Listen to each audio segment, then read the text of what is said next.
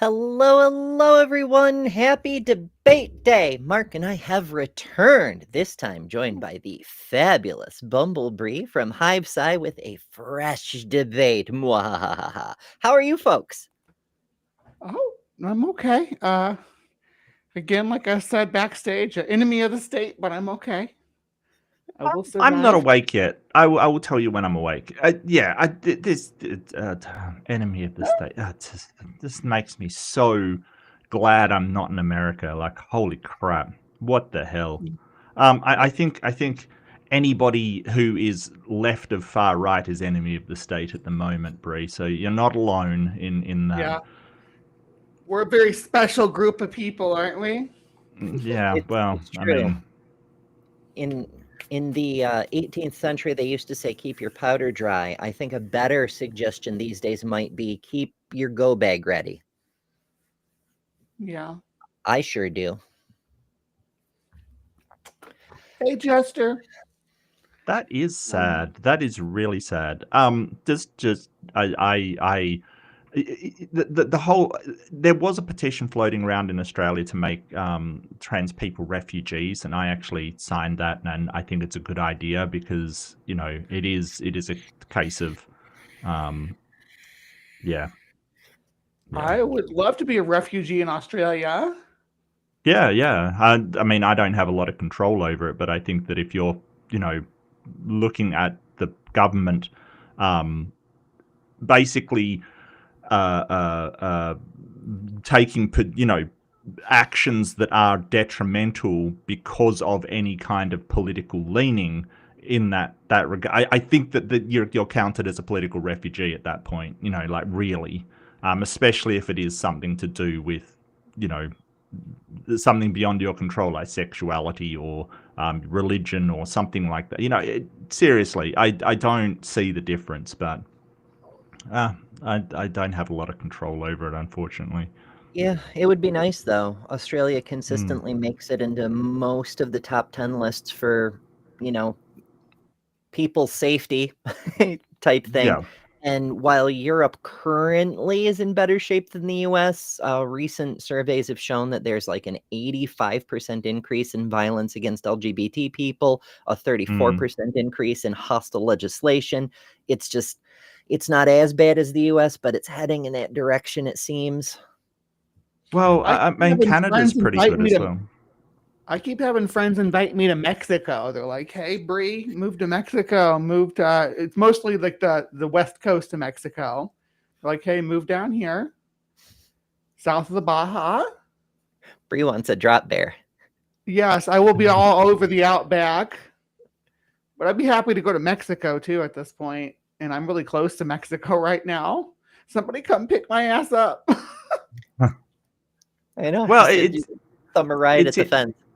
it's interesting because he kicked out all of those Korean workers kind of thing. So they're even, kicking out people they've invited over to the US, which is just wild. Like, I don't know if you've caught that news, but that I is did. that is wild. Like, you invite people over from Korea, South Korea, to teach you how to run car manufacturing, and then your Gestapo arrests them and throws them like black bags. Like, seriously, I don't like. It is so wild. It is the wildest thing I've ever seen. And then basically the workers, I saw them interviewed on Korean TV, and they said, "Yeah, we're not coming back." It's just like, what I have don't you blame them done? either. Like one No, bit. of That'd be course not. terrifying. You'd be like in an internment camp. Yeah, The Alligator Alcatraz or the one they're building here in El Paso. yeah. Which yeah, the uh the fear is real. I'm terrified right now. Kind of bit. I'm glad to have this to do to distract my brain from it. Honestly, so thank Well, you for that's inviting true. me on, guys. Oh, my Uh, pleasure. and climate change is a big issue with this Yes. whole. administration thing. I don't know if you all watch The Daily Show at all. I do, just for some levity, especially since Jimmy Kimmel got canceled. I was wanting to see what Jon Stewart had to say about it, but Yeah. Jon Stewart was talking about he was playing like he had to comply with the authorities. So he's like, yeah, cities should be in the ocean because hydration is important. Yeah. Yes. So climate change denial. Mm-hmm. Mm-hmm. Yeah. Yeah, I saw All part right. of that earlier. Yeah. It's an adventure. And then we've got the latest thing, at least latest relative to other things. It's a fire hose of bullshit. But he raised the fees on the H-1B visas to $100,000. So basically, even the like highly skilled, like the doctors for residencies, we already have a shortage of physicians in the U.S. And now he's made it impossible to bring in physicians. Amazing. Super. He's just trying to kill everybody. That's what that is. And I want people in the audience to pay attention to me tonight, because as we move through this, I'm going to become more and more. If I'm going to be an enemy of the state, I'm going to dress like all Mad Max and shit. So okay, I'm going to get all goffed out. So hell yeah, that's what's going to happen as we move through this. Love it. More reason for folks to stick around. Mm-hmm. The collar will be the last piece. So how long do y'all usually go for? About 2 hours or?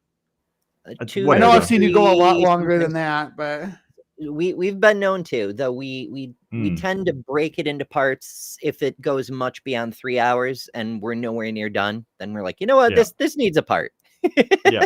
Although I think we did almost 4 with John last time just to finish it up, kind of thing. Like, so yeah, we can go. But look, if you're feeling a bit weary, and I can understand why, watching somebody deny climate change, totally understand. Just let us know. We really play it by ear. It's not a problem. This guy is like obnoxious as hell too. I don't know if you all watched this through or not. I really, Flat Earth denier is obnoxious. No, I don't. Sorry, go ahead, Ems. Sorry. Yeah, as I because it came out in parts, so I had to grab all the parts and then edit them together and remove the in-between intro, outro bits and all that stuff. So I caught bits and pieces of what they had to say to try to find the right sections. And he reminds me of Flat Earth Dave, like that flavor of obnoxious. Yeah. It should be a trip. And it's kind of weird. It's very strange that we've got like the biggest, one of the biggest countries in the world just outright denying climate change is a thing, even as, I don't know. It's just everything's strange at the moment. Everything's weird. Everything's odd. I don't get it. Yeah, none of it makes sense. Yeah. But so Tom has a cut of the video up on his channel that is about an hour and a half long. So that does take a while to get through an hour and a half debate. But I think that some of it would be able to like pop over because it's nonsense. But we'll see. what I've got left is I didn't cut too deeply in because I didn't want to miss any relevant stuff, but we've got an hour 29 on this copy. That sounds about right. Yeah. And I should, for background's sake, what happened was Potholer54, who makes great fun videos, but is also well known in the community for hosting the current incarnation of the Golden Crockoduck Awards. That may be where you've heard the name before. He did a breakdown of the pseudoscience in the movie Climate. And the other fella, Mr. Nelson, not to be confused with our Mr. Nelson, he's one of the producers, and he's like a big advocate of climate pseudoscience. So it should be an interesting time. Okay, so we've got so Tom Nelson is the opposing. What's the actual proposition for this debate? What's the actual? They don't have a proposition per se. Okay. Potholer will explain the basic premise as they go, but TLDR, we each bring 3 points to the table they want to present, and the other gets to respond. Yeah. And there's the movie's involved with this. Tom was involved with the movie. And the Potholer obviously he does critiques of climate change denial and other kind of science denialism. So he got roped into doing a review of the movie and tore it down pretty good. And this guy wanted to have a chance to respond to him. So Potholer's like, come on, we'll have a debate about the points in the movie. We'll bring 3 points from the movie to the floor and we'll discuss them. But you don't have to have watched the movie to see this, because they bring the points and bring the citations for the points up. So yeah. All right, no worries. Are we ready to go? Sure. I'm ready when you are. Anytime, just stop me, and we can discuss. But here we I'm go. gonna have a drink. Yeah, fair call. On my forum, suggested I should do a debate with someone from Climate the movie, and Tom came into the conversation and said, well, look, I'll debate you because Tom's the producer of that movie. I was very critical of it, and so I always have this option for people that I criticize. I always like to give them a fair go at responding. So I said, sure. I suggested 3 topics each that we could discuss in turn. Let's start by talking about these graphs. I think that's a great thing to start talking about. It's a general hockey stick thing about the Lundqvist, I don't know how to pronounce that, and Mark Hott. This whole idea that as we look in the past, that there is supposed to be a handle and a blade. It's supposed to be pretty much not changing very much throughout the last maybe 6,000 years or so. Not much change, not many warm periods or cold periods. And then when humans started emitting CO2, then there's a sharp blade that comes up. And that is clearly caused by humans because it's correlated with us burning coal. I dispute all of that. That is not correct in any way. The evidence does not support that the Earth's climate varies on many different timescales, and you can't just ignore these warm periods. The IPCC back in 1990, they showed a nice big global medieval warm period. It actually said the word global in the IPCC, and I think it was. There's tons of studies that show that. So anyway, the handle of the hockey stick is not correct. And then the blade also is just grafted on there. That proxies don't show what the warmists want to show towards the end. As far as I understood it, we do have these variations in climate, but we're kind of overdue for an ice age if you follow the cycles. Like if you follow the cycles of cooling and warming, we're kind of... You have the Roman warm period, and then the cool period of the Dark Ages with the Viking raids and stuff, and then you had the medieval warm period. So it's kind of that. What we shouldn't expect it to be this warm, even if you go by the last cycles. We shouldn't expect that, and like I've heard people sort of go, okay, well, maybe it is, maybe it should be colder, but hey, the carbon in the atmosphere is keeping it warmer. But the thing they haven't considered is, and maybe that's a good thing, is their argument, but I think that the last thing you want to do is do an uncontrolled experiment on the Earth's climate by, sort of introducing a greenhouse gas in order to, heat it up. Like it's just madness. You wouldn't try to do that. It's weird. It's also quite silly for another reason. Like we know Venus is stupid hot, and we've looked at Venus's atmosphere and we found that it's a tremendous amount of CO2. It's the CO2 that makes Venus stupid hot. So it's not like we don't have any data and we're just extrapolating from environmental data on Earth and going, oh, it must be the CO2. No, we can look at other places and see, this is what CO2 does, Yeah, extreme CO2 makes extreme heat, sure. And I sort of think that I don't think it's possible to get to Venus's level. It is closer to the sun than we are, but there definitely is a correlation between greenhouse gases and the temperature of a planet. I don't... It's true, wild. There's another issue. We don't have to get anywhere near to Venus. Oh, yeah. Absolutely. Somewhere between, off the top of my head, I'm going to get the number wrong, but it's a relatively low percentage of CO2 in the atmospheric mix, and we die of asphyxiation, even if the partial pressure of oxygen remains constant. Too much CO2, and we just stop working. Yeah. There's a George Carlin quote that was like, I don't know, George Carlin quotes aren't always on point, but sometimes they are really on point. But like when we talk about save the planet, we're really talking about save the planet as it exists for us to live on. The planet's going to be fucking fine. There's eventually life will there are things that can survive that what we cannot, and they will Yes. thrive after we're gone. Yeah, So absolutely. yeah. So they get rid of the proxies and then they just graft on this temperature record, which itself is suspect. So I dispute all parts of the hockey stick. And I think that's a big reason why people believe that humans are destroying the planet, because they believe in this hockey stick, which is not supported by evidence. So what Okay. he means by a hockey stick is the exponential curve graph, like human population. It looks comparatively, it looks like it's flat and then it spikes up hard, kind of like a hockey stick. I think that's what he means by the stick and the blade kind of thing. But we see that with population, with Youngquist, CO2 there's a output, few with- different Mhm. papers. They pull them up though. We'll see it. They'll show us the hockey stick. Okay, I wasn't sure what the hell he was talking about with hockey stick, and some of the audience might have no idea either. Now that there's a general shape of what because that's another thing pseudoscience folks like to do, is they will throw out terms and then never tell you what the hell they mean. Mm-hmm. Oh, Ember, I had a question before we get too far into this too. Did when you were doing your edit, did you cut out the part, or did it already have cut out the part where it shows their email addresses? Because I know the one that I was looking at had it blocked out or blurred out. I didn't see that part, but Okay. the ones that I got were from Potholer54's copies, so I don't know if he Okay, he already should- blurred yeah. them. Okay, Hmm. that's cool.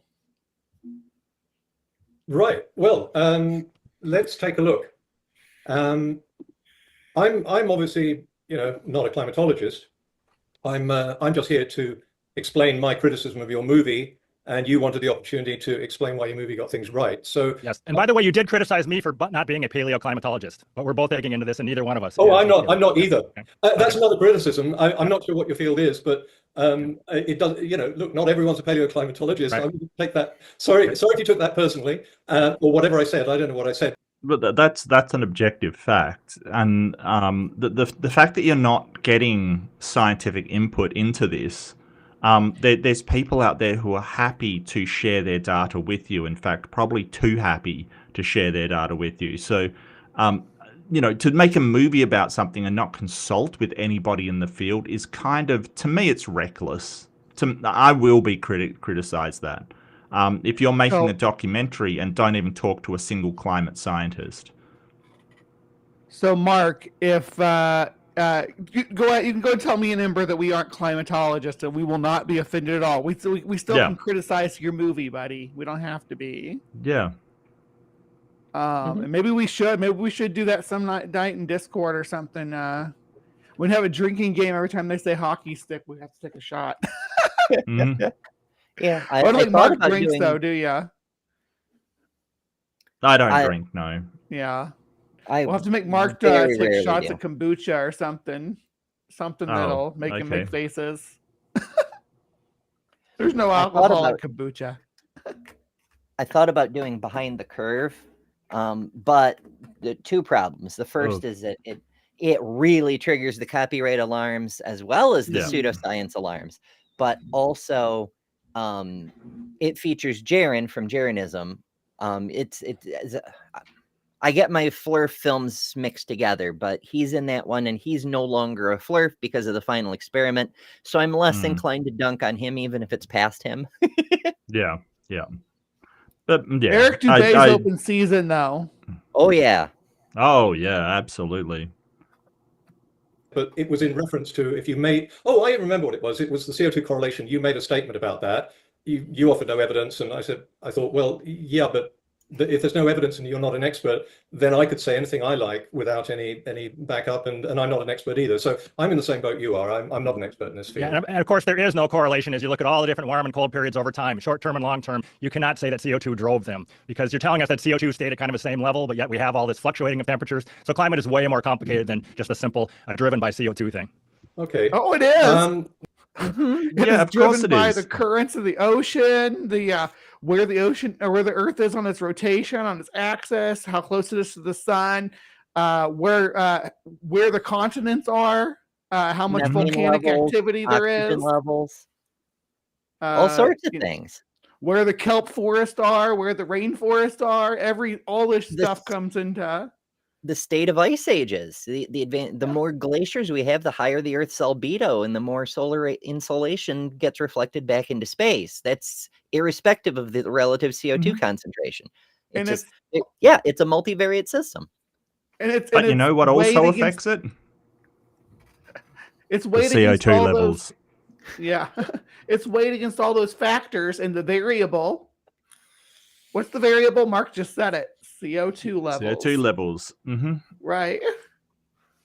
Like that's just the way it is. But you know, sort of looking at carbon dioxide levels and temperature, there is definitely a correlation between them. Now you're looking for causation kind of thing, and there's other things we can see as causation, like we've said, you know, like if you increase, like it is understanding simple physics. Like if you increase the density. So here's the thing, right? And here's how it works, okay? Here's how it actually works. And again, I'm not a climatologist. I'm fine saying that. But we do understand that transparent things, right? Transparent objects, what it does is it lets through shortwave radiation. Okay, so radiation that is shortwave will go through transparent things. But long-wave radiation will not. Okay, that's basically it. It's basically how a greenhouse works. Glass, transparency, it'll let through shortwave radiation, which is direct light from the sun, but it won't let out heat, which is long-wave radiation. Now, CO2 will work exactly the same. It will let through shortwave radiation and it will not let out long-wave radiation. That's why it traps heat. It's very, very simple to understand. So the thicker we make that glass, the more heat it will retain. That's it. That's the entire explanation. It's so easy to understand. And yes, it doesn't by itself cause all of this, but there's a lot of factors in it. And the people that study it, we do notice a correlation between CO2 goes up, temperature goes up. And it follows quite precisely. You know, I don't know why people do not understand it.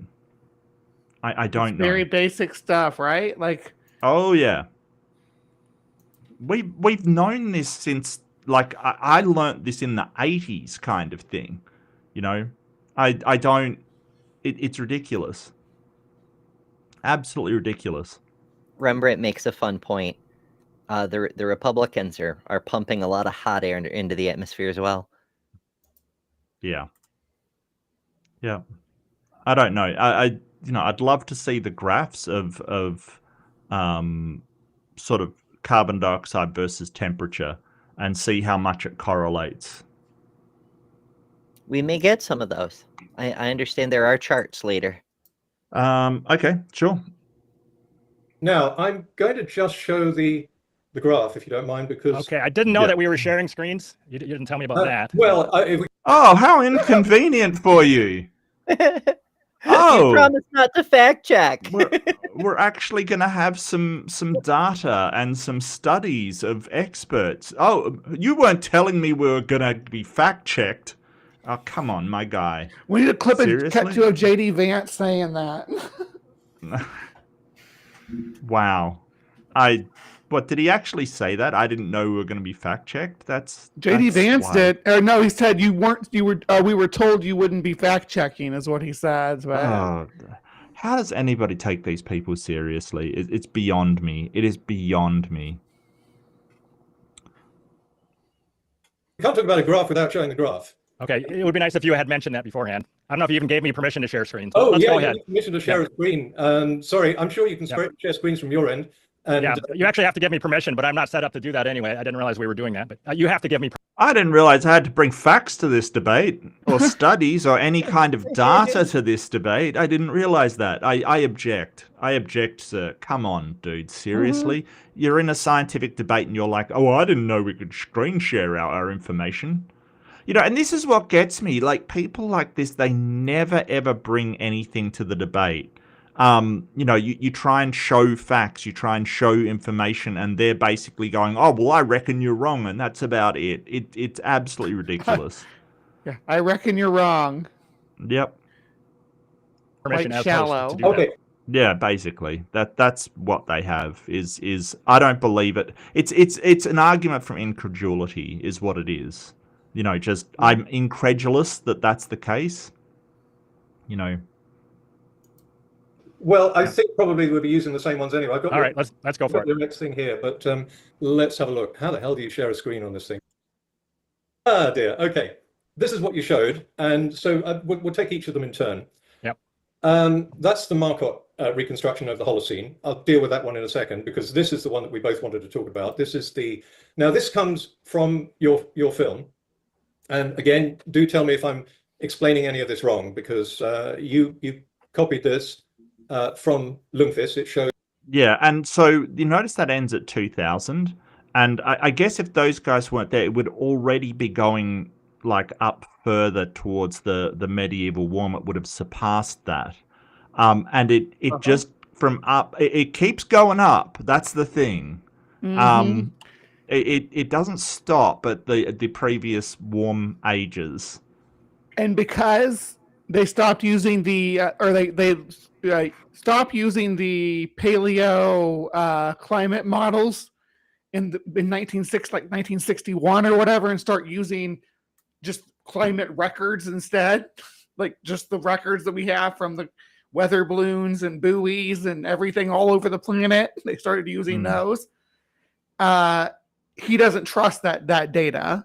This guy, he's like, oh, any of that data from 1961 forward, I think is suspect, so you can't use it. So when he runs his through, he cuts off everything from about 2000 forward, even though there's been, or it's like 1997, even though there's been over 20 years of warming since then, where each year is the warmest year.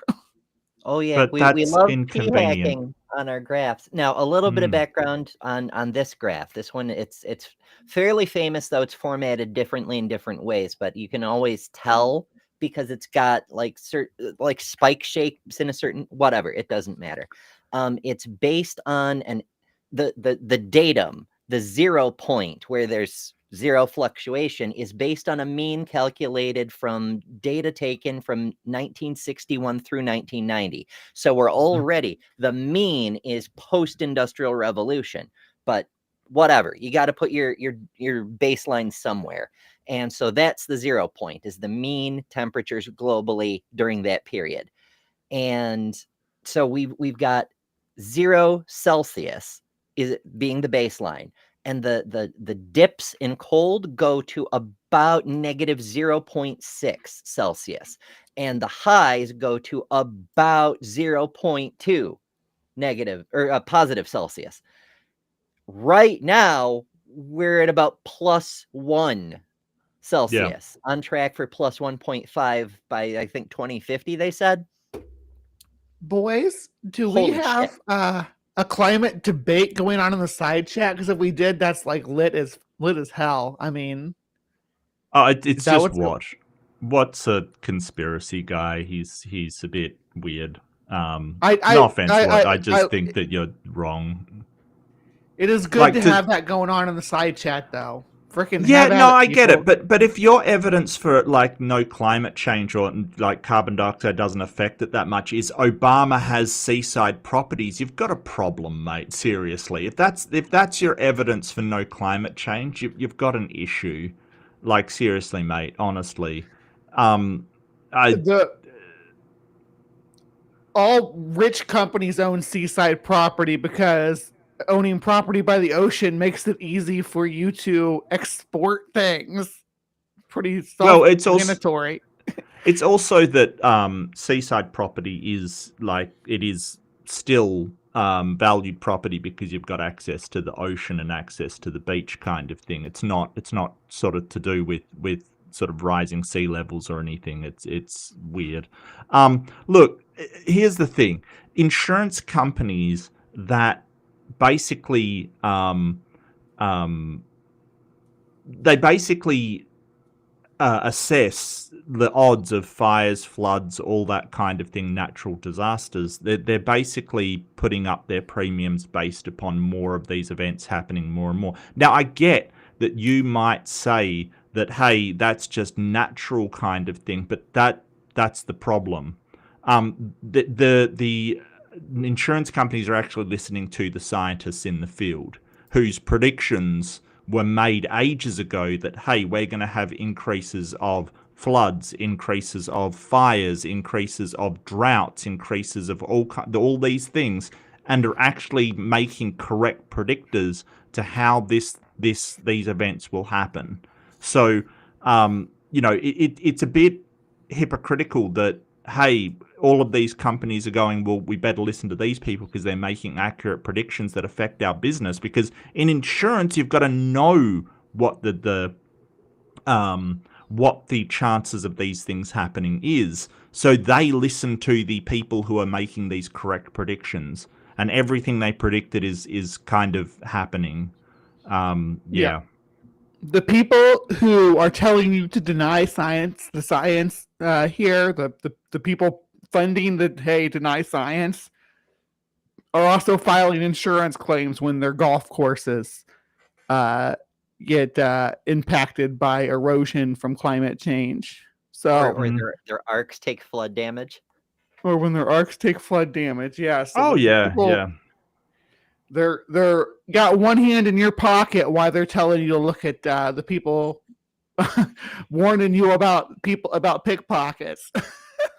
And a lot of it is fossil fuel companies. It's the same as we see this pattern over and over with companies. Like, for instance, and I'll use this as a perfect example, the companies that sold leaded petrol were adamant and sponsored studies that showed that leaded petrol had no impact on the environment, no negative impact on the environment, and was perfectly safe for human beings. Now, as it turns out, that is blatantly, flagrantly not true.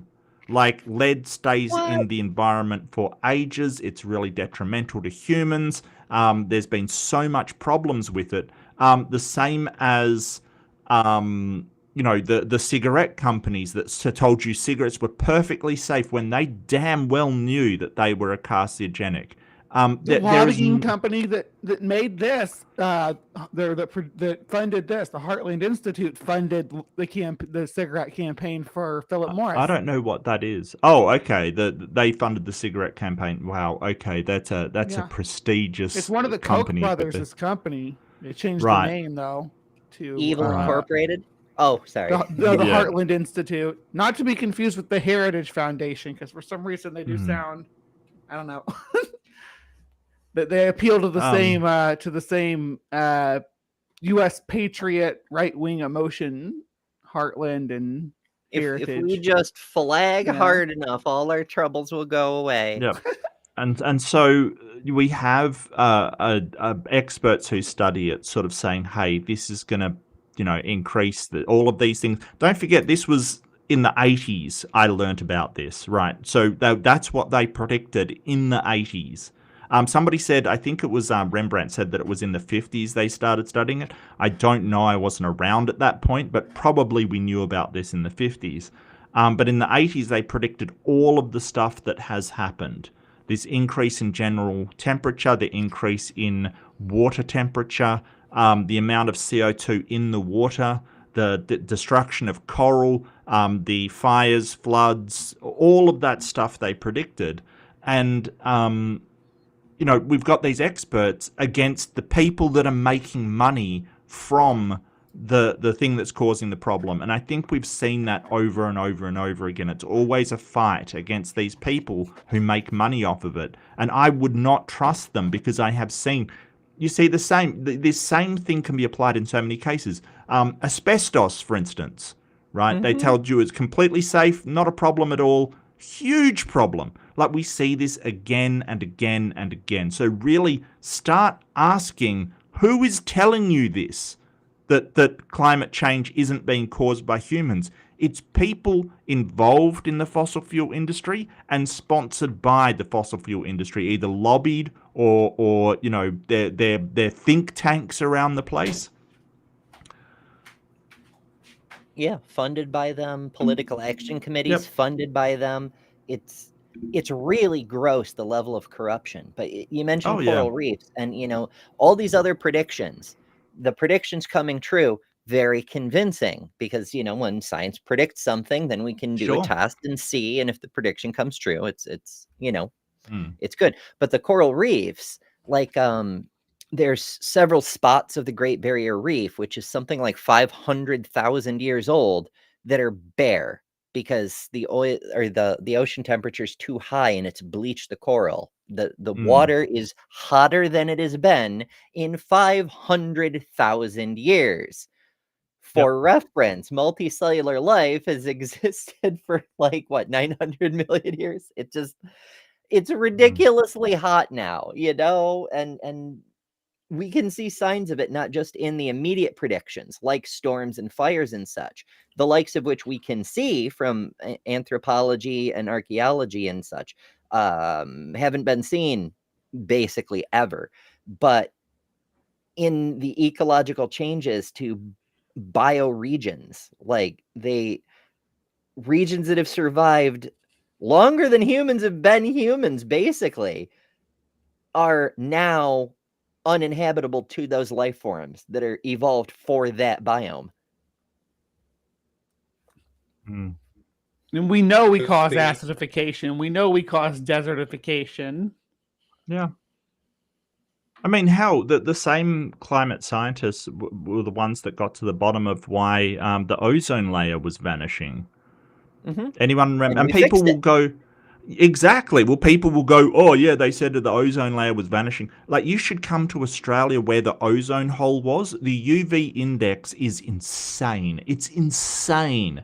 Like, I've actually met, like, I had a friend in university over from Africa, and she's a black woman. And we said, you've got to wear sunscreen. And she went, no, I won't need it. Oh, yeah, you do. It is insane, the UV index here, because the hole was right over Australia. So we fixed that by getting rid of chlorofluorocarbons. And so people go, oh, they warned us about that and it never went anywhere. And it's like, because we did something about it. There's still the scar there, yo. You can see. Yeah, you have to wear it. We can detect it. The UV, but right, with UV detection, that it's still weak there. Yeah, it's still thin in the south. I mean, it's thinner everywhere, but it's not like a hole anymore, but it'll take generations to fully repair itself. The good news is, though, that ozone is self-repairing. It's caused by a lot of things, but lightning strikes are a great producer of ozone. Yep. And just for reference, UV is shortwave radiation. That's what we're talking about, right? IR, infrared, is really long wave radiation. It's heat, right? Like, this is what we're talking about. So the ozone spreads that out when it comes through our atmosphere. And without it, you get them direct from the sun. And carbon dioxide does not. Okay, it passes through carbon dioxide just dandy. So this is what we're talking about. But UV, though it passes through just fine, it doesn't pass out. It becomes a cooker, basically, if we have too much carbon dioxide. Oh, boy. Last 2,000 years, you've got it marked Roman warm period, Cold Dark Age, medieval warm period, and so on. And I don't know if you can see on the right-hand side, because at the moment, I've got something obscuring it. On the right-hand side there, it just goes up to the end, and then it says current, which is current temperatures. Now, here's the problem I had with it. Sorry. You reference this as Lundqvist 2000. It's not actually, it's 2010, but that's a minor mistake. That's not a big problem. It's also not global temperatures, as it says in the title. These are northern hemisphere temperatures above the Tropic of Cancer. So they're not global. But again, that would normally be something I might pick up on. But okay, so yeah, it's not accurate to the entire planet. That's fine. Extratropical as well. Well, I mean, we can get global temperatures. Definitely looking at Antarctic temperatures from the bubbles they find in core samples would probably be a good idea as well. That's one of the reasons we have research stations down there, is to gather Mhm. paleoclimate data. Yep. That's just another mistake. But here's the graph that you copied from the 2010 paper. Here it is, a bit bigger. Now, can you see the right-hand side there, or am I? I can see it. It looks great. I see it. On my screen, it's obscuring it, and I'm not sure. Oh, there, we can move it. There we go. Okay, that's the Lundqvist graph, and if we look at yours. So the dotted part is not part of his graph. It's added on, and he does not even defend the dotted part. Mark Hott himself does not defend that. That's what we're here to talk about, Tom. Yep. On the right-hand side there, he's got the instrumental temperature data marked in there. Now, when you reproduce it, you take that out. Yes, because that's not part of his graph. And let me read you what he said about that. Okay, so they've got measurements there, but he's basically taken it out because why? Because he rejects the instrumental data, like I was talking about when we switched from using paleoclimate models to actual instrumentation measurements. Right. Which started in like the 1920s, but really took off in the 1960s. Yeah. We started having a lot of buoys all over the planet and sending weather balloons everywhere. Mm-hmm. You know.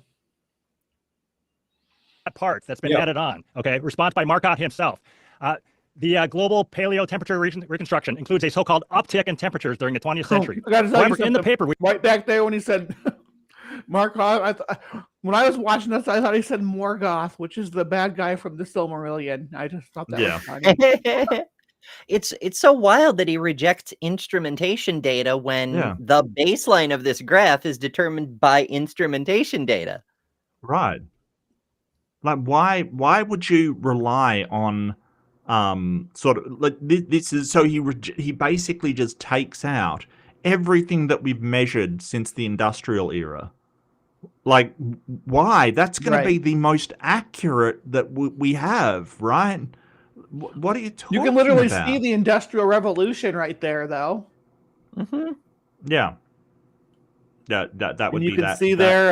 that, you can that see bit there. Yep. The Save the Earth campaign up there. Right there. Yep. And then Reaganomics. Paris Accord. Reaganomics, yeah. Reagan, yeah. Oh boy. And there'll be other stuff in there, like for instance the rapid growth of China, for instance, and things like that. And India. There's a lot in there. But it's interesting that China doesn't deny climate change. That's the thing.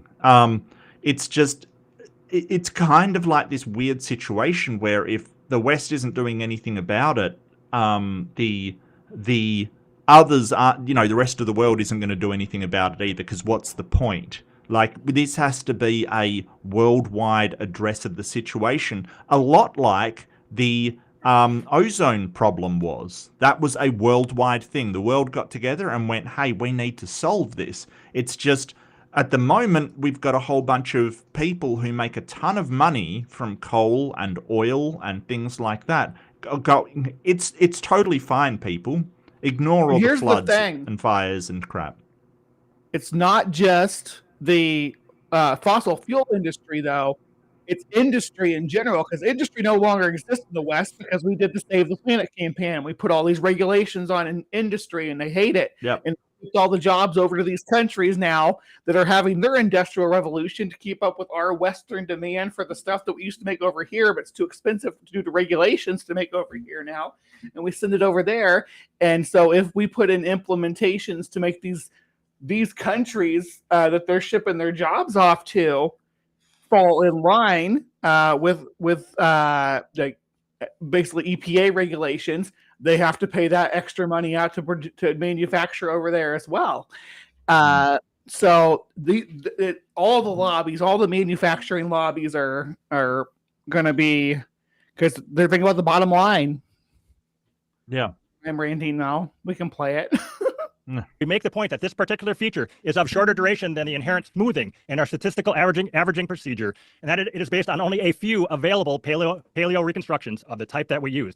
Thus, this is the important part. The 20th century portion of our paleo temperature stack is not statistically robust, cannot be considered representative of global temperature changes, and therefore is not the basis of any of our conclusions. So he just stepped way back from that because you can't just graph that on there. Why? Well, it's a data set that's part of the data, and you've basically gone because, like, you can say, hey, this is the paleo data set, but you've got to track on the current data onto the end of it. Like, why would you do that? It's like saying, I won't believe the weatherman when he says it's, 20 degrees outside until a paleoarchaeologist pulls the tree ring samples in 10 years, Yeah. Like, that's madness. I don't understand this. It's sort of like, okay, we've got all of this data from paleo climatology. We're going to just use that and ignore the current data that we're getting in real time, like that we're getting today, because it's not gathered in the same way. What are you talking about? Methodology changed. We can update our methodology for more accurate, representations. The thing is that we would love to have had the instruments back then. The fact that we didn't does not negate the accuracy of those measurements. Holy crap. You're looking at Mark Hott, he's stepping away from the dotted part because that's not science. It's grafted on to try to sell this idea that the Earth is warming fast. So if you look at his actual proxies, they don't show any grafted on. doom. There's nothing wrong with that. But that was where he got it from. But he cut off that data that the guy had. What says, will any of the panel admit that green energy is going to cost us more? It depends. So, for instance, stuff like solar, right? Solar is very expensive to set up, sure. But once you have it set up, getting that energy is incredibly cheap. Like, it's the cheapest form of energy. The problems are things like storage, which costs a lot. Like, that's the problem with it. But, when you say cost us more, solar's actually, once you have it set up, solar is cheaper than digging up coal, because you don't have to dig up coal. You just sit there and wait for the energy to roll in. Yeah, it's once it's built, it's effectively free energy. Now, you do have to maintain the grid and stuff the same as you do with any other power source, but that's not relative to the energy source. But another factor is the infrastructure to set it up. Like, one of the reasons the cost of solar has gone way down is because we have better facilities for producing it. In the early days, when it was basically a boutique operation and every single thing was a one-off that had to be manufactured on site, it was very expensive. Now we have mass production capability to produce the solar facilities, the photoreceptor cells and the panel structures and so on and so forth. And so the cost has come down considerably. And as that continues to be developed, we get the infrastructure to do it, the costs will continue to decrease. We can we can socialize the grid too. We can just like we socialize the network of power lines that stretch across every continent now, or the rails that stretch across every continent now. We can socialize a solar grid. It's the infrastructure is not unfeasible, and it's silly to claim that it is. So, cost of electricity generation, just for your information, wind and solar are the cheapest. In Australia, they cost around $120 to $170 per megawatt in 2024, and expected to decrease as time goes on, as our energy generation gets better, as opposed to, I was referring to photovoltaic cells, but there's a second form of solar, the kind where they take the mirrors and focus it on the ball full of water, turn the water into steam and turn a turbine that way. That's just mirrors. That's really cheap to set up. Now, there's drawbacks to it. It weakens the steel ball, which has to be replaced over time. It's got a very high kill rate for birds and other things. I prefer photovoltaic, even though it's more expensive to produce. But you can get solar so stupidly cheap that they're setting them up in very remote villages all around the world where people have no fucking money because you just need reflectors and water. Yeah. It's cheaper now. What, like, seriously, what the hell, dude? Seriously, And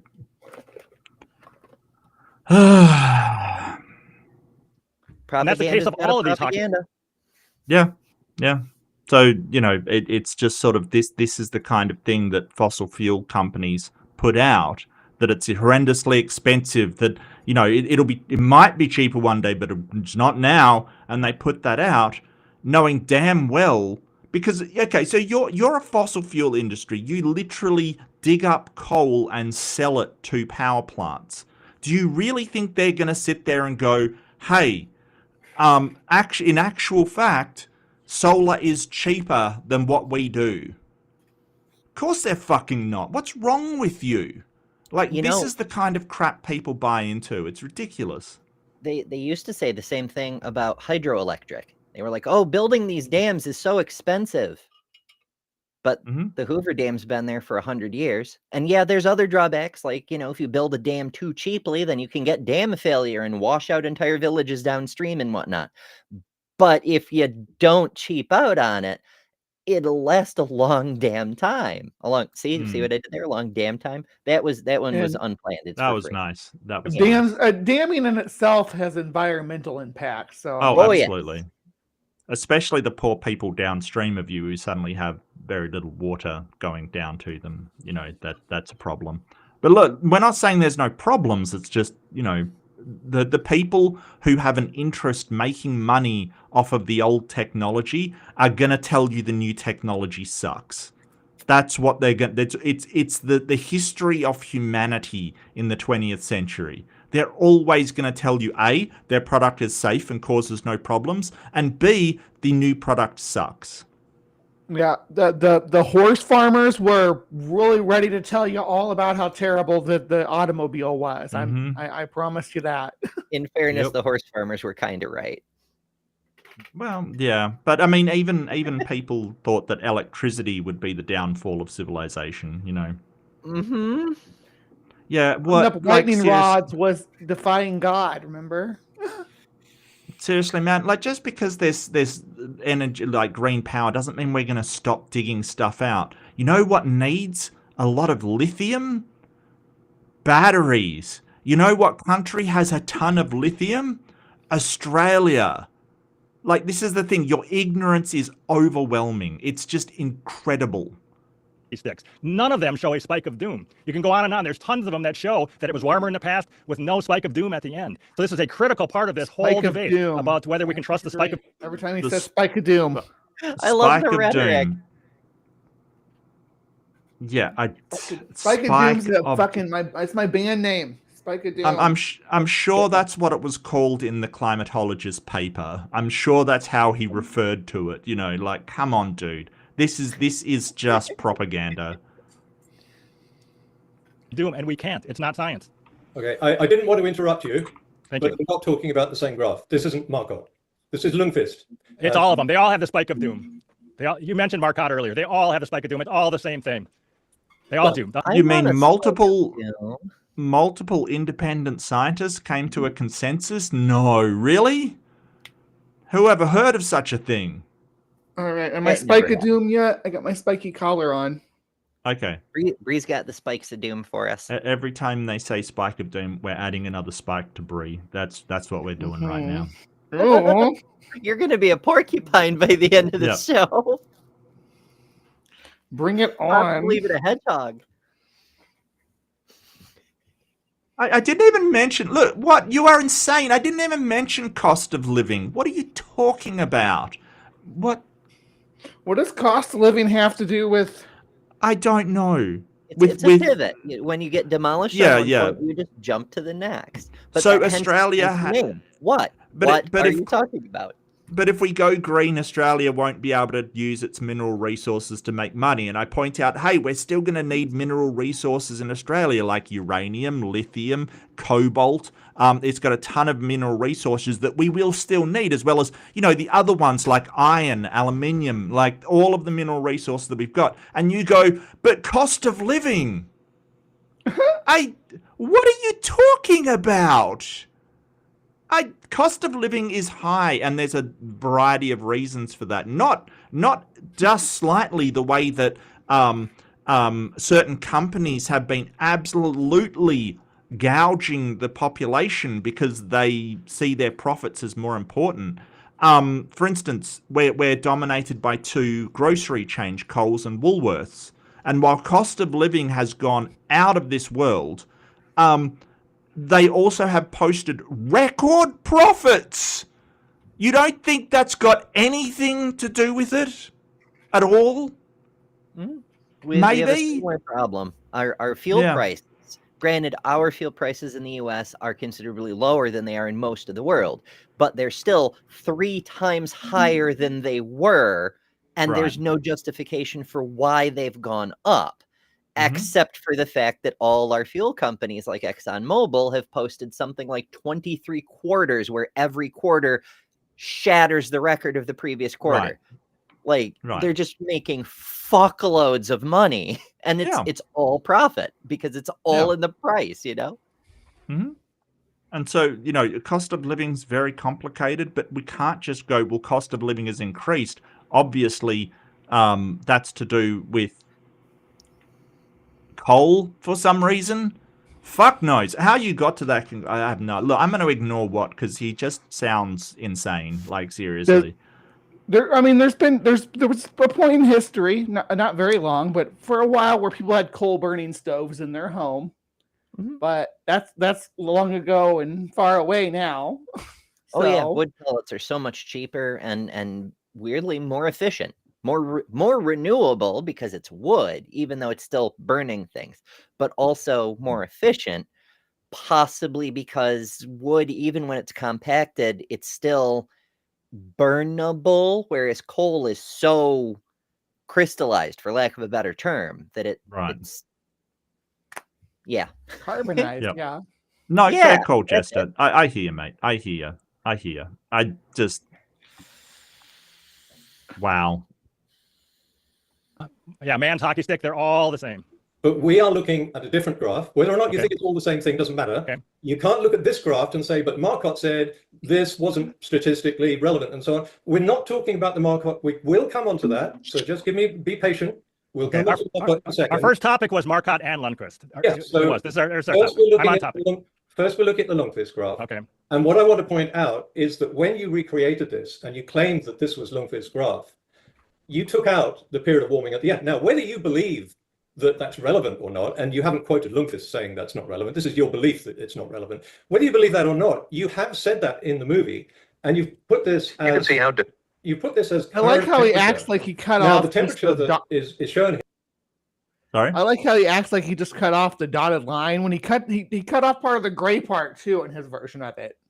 Yeah. Like the last 20 years off the gray part, he cut off as well, not just the dotted line. Yeah. Yeah, absolutely. He cut off the last data in the graph. But we're getting back to the point that he is misrepresenting the data, right? If you want to quote, what was his name? Lundquist. I think it's actually Jeanquist, but Jeanquist. If you want to use one of his graphs, what he's done is he's taken one of his graphs, altered the data on it, and then presented it as his work. Right? That will get you thrown out of university. I'm not even joking. Right? You are misrepresenting the data that you are presenting. That is a form of plagiarism. It's basically taking the data, editing it, and presenting it as that other person's work. No, it's not. Like, this is the thing that I try to get across to these young Earth creationists and stuff. You cannot take somebody's scientific study, alter it, and then present it as that person's work, because it's not. It's your work. You can cite their work as the reference point. Right. But he's pretending that this graph was done by Lundquist, and it wasn't. This is the one that they're talking about. It wasn't, because that's not his graph, because you've edited it, you gigantic piece. It really makes me mad, people editing So other pompous people's... about it, too. Yeah. Oh, I just cut off part of the data because it was different. Yeah, and I love that Potholer is just explaining, he didn't do that, you did that. And there's nowhere in his studies that say, hey, this data is irrelevant. So he is misrepresenting Lundquist's work in order to further his personal opinion, which is so gross and so grody. That's shocking. Absolutely shocking. And because I'm appalled. Lundquist said this dotted line represents the instrument measurements that we've had since the 60s, but I will not vouch for the veracity of that because that's not my field as a paleoclimatologist. Right. This guy is trying to claim that Lundquist rejected this data when he's just saying, I can't vouch for it because it's not my field. But there are other this. climate scientists who will vouch for it. That's the thing. There's climatologists, not paleoclimatologists, but actual climatologists who came up with this data. You know, people that study the instrumentation and say, hey, they will probably say, and I'm not a climatologist, but they'll probably say it is more accurate than paleoclimatology because we have freaking instruments. Like, come on. It is ridiculous. Wow. Whether you believe that that's relevant or not, and you haven't quoted Lundquist saying that's not relevant, this is your belief that it's not relevant. Whether you believe that or not, you have said that in the movie, and you've put this as, you put this as current temperature. Now, the temperature that is shown here, and these are the dotted line is the instrumental temperature data. It matches the proxies quite well, but of course, if you go back 2,000 years, we don't have proxies, and that's why they have to add in the modern temperature data to show it. And if you look at that dotted graph, it matches the proxies. It goes up quite nicely. This is in a peer review. No, it doesn't match. It does not match the proxies. It does not. Tom, I'm looking at it. It stays within the gray area just to match. Yep. So to match the paleoclimate data, all it has to do is stay within that margin of error, which is the lighter gray area. Yes. Yep. So as long as it's staying within that, up until the gray area ends, because it's no longer paleoclimate data, it stays within. But he thinks it has to run parallel and exact to the darker gray line, which is the mean. Because the paleoclimatologists give a margin of error because theirs is not as accurate as actually reading the instrumentation that we have for measuring the temperature. That's why that's a line instead of a margin of error, which is the gray boundary around so they're basically taking a mean or median temperature based upon those results. So they give a margin of error. Yeah, huge error bars.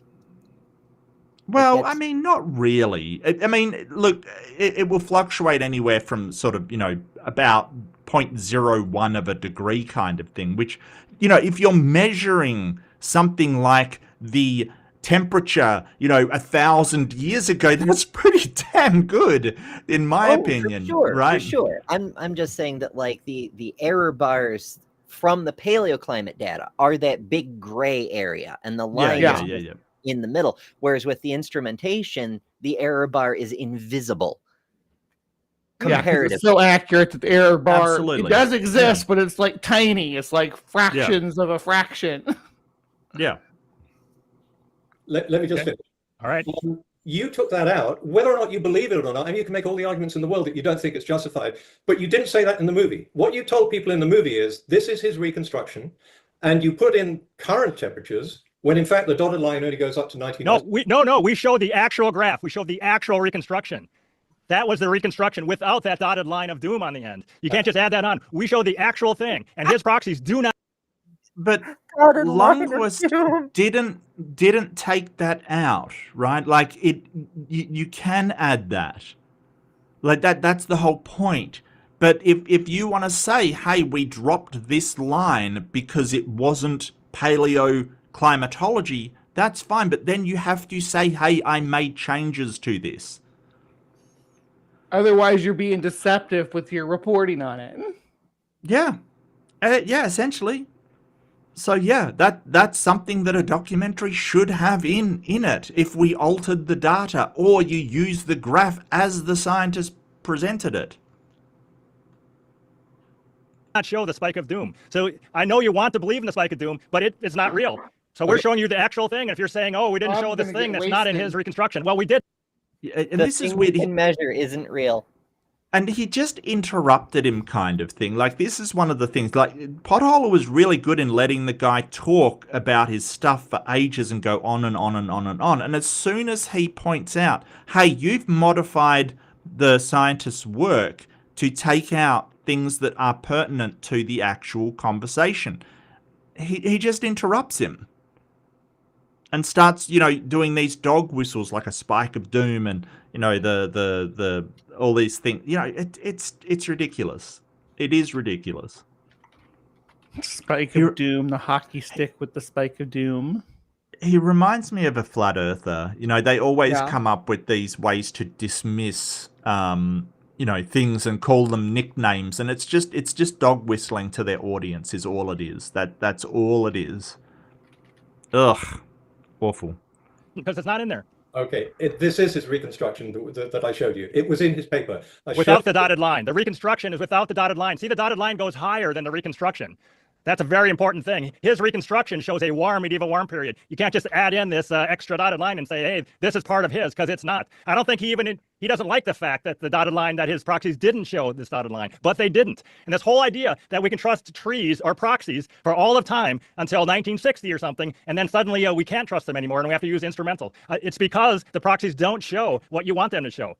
Because it's no longer paleoclimate data. And we would love to use, like, if we had a choice between instrumentation and paleoclimate data from trees, right? So they're basically taken the readings from trees. We would prefer instrumentation. It's just back in the, 800s, we didn't have that many climate, sensors around the place, temperature sensors, and, wow. Yeah, it's like we were saying earlier, the margin for error bar disappears when you get instrument data. Yep. Of the two measurements to be suspicious of, they pick the instrument data. Yeah. Let's not listen to the instruments, but I'm sure that he will. I hate you, Bree. This guy is just insane. Seriously. Insufferable, huh? Oh wow! Come on, I don't dude. trust This my is thermometer. It's got an agenda. Yeah, no. When I want to know the temperature outside, I go to my local tree. Come on, my guy. You cannot misunderstand that the only reason we don't use instrumentation going back this far is because the instrumentation, it didn't exist. It didn't exist. Come on! Fuck. You can see where the instrumentation came into play. Yeah. It's there in front of your face, dude. Yeah. About the time, thermometers were invented, about that time. Yeah. Oh, dude. 1900s are going forward. Oh, come on, dude. Yeah. 1921, I think, is where the instrument reading data starts. I think they say that later on in the video. Potholer tries to explain to him why that's where they started using those numbers. No, really? Oh, come on. And this is the man that wants to create a documentary about it. Holy crap. Yes. Wow. Documentarian. Yeah. But it's a very key point. Sorry, Ems? You know what's also newer than the Industrial Revolution? Oh, what's that? That's my worst segue this week. Eric Wander, member for 25 months. Thank you, Woo! Eric. Hi, Eric. Yeah, Eric says 25 months in this beautiful channel surrounded by beautiful people. Hi, Mark. Hi, Bree. Hi, Ember. How are you doing? And then also some of the fun emojis, which were voted on by members. Hey. Thank you, I'm Eric. glad you've been here. Glad you're here tonight, Eric. Mhm. Yay. Yeah, we're surviving. Better or worse, but Regios is here too. What's that?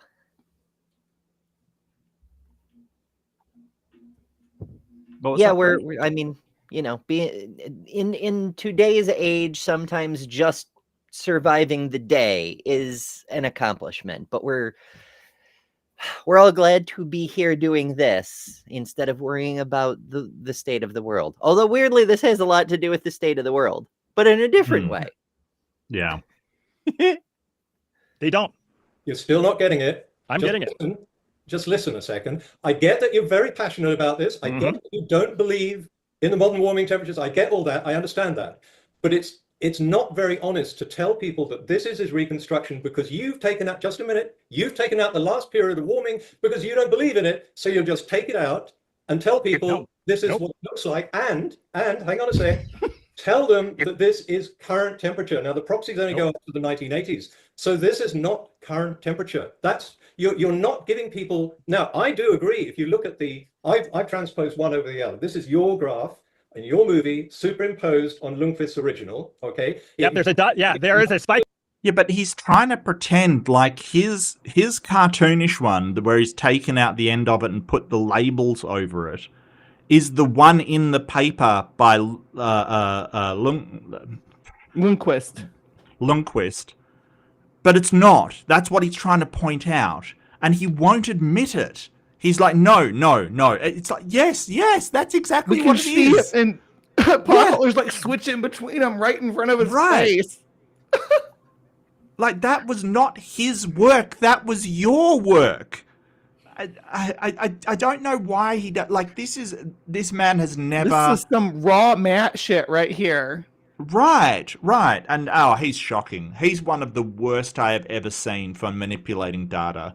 It is bad. Real bad.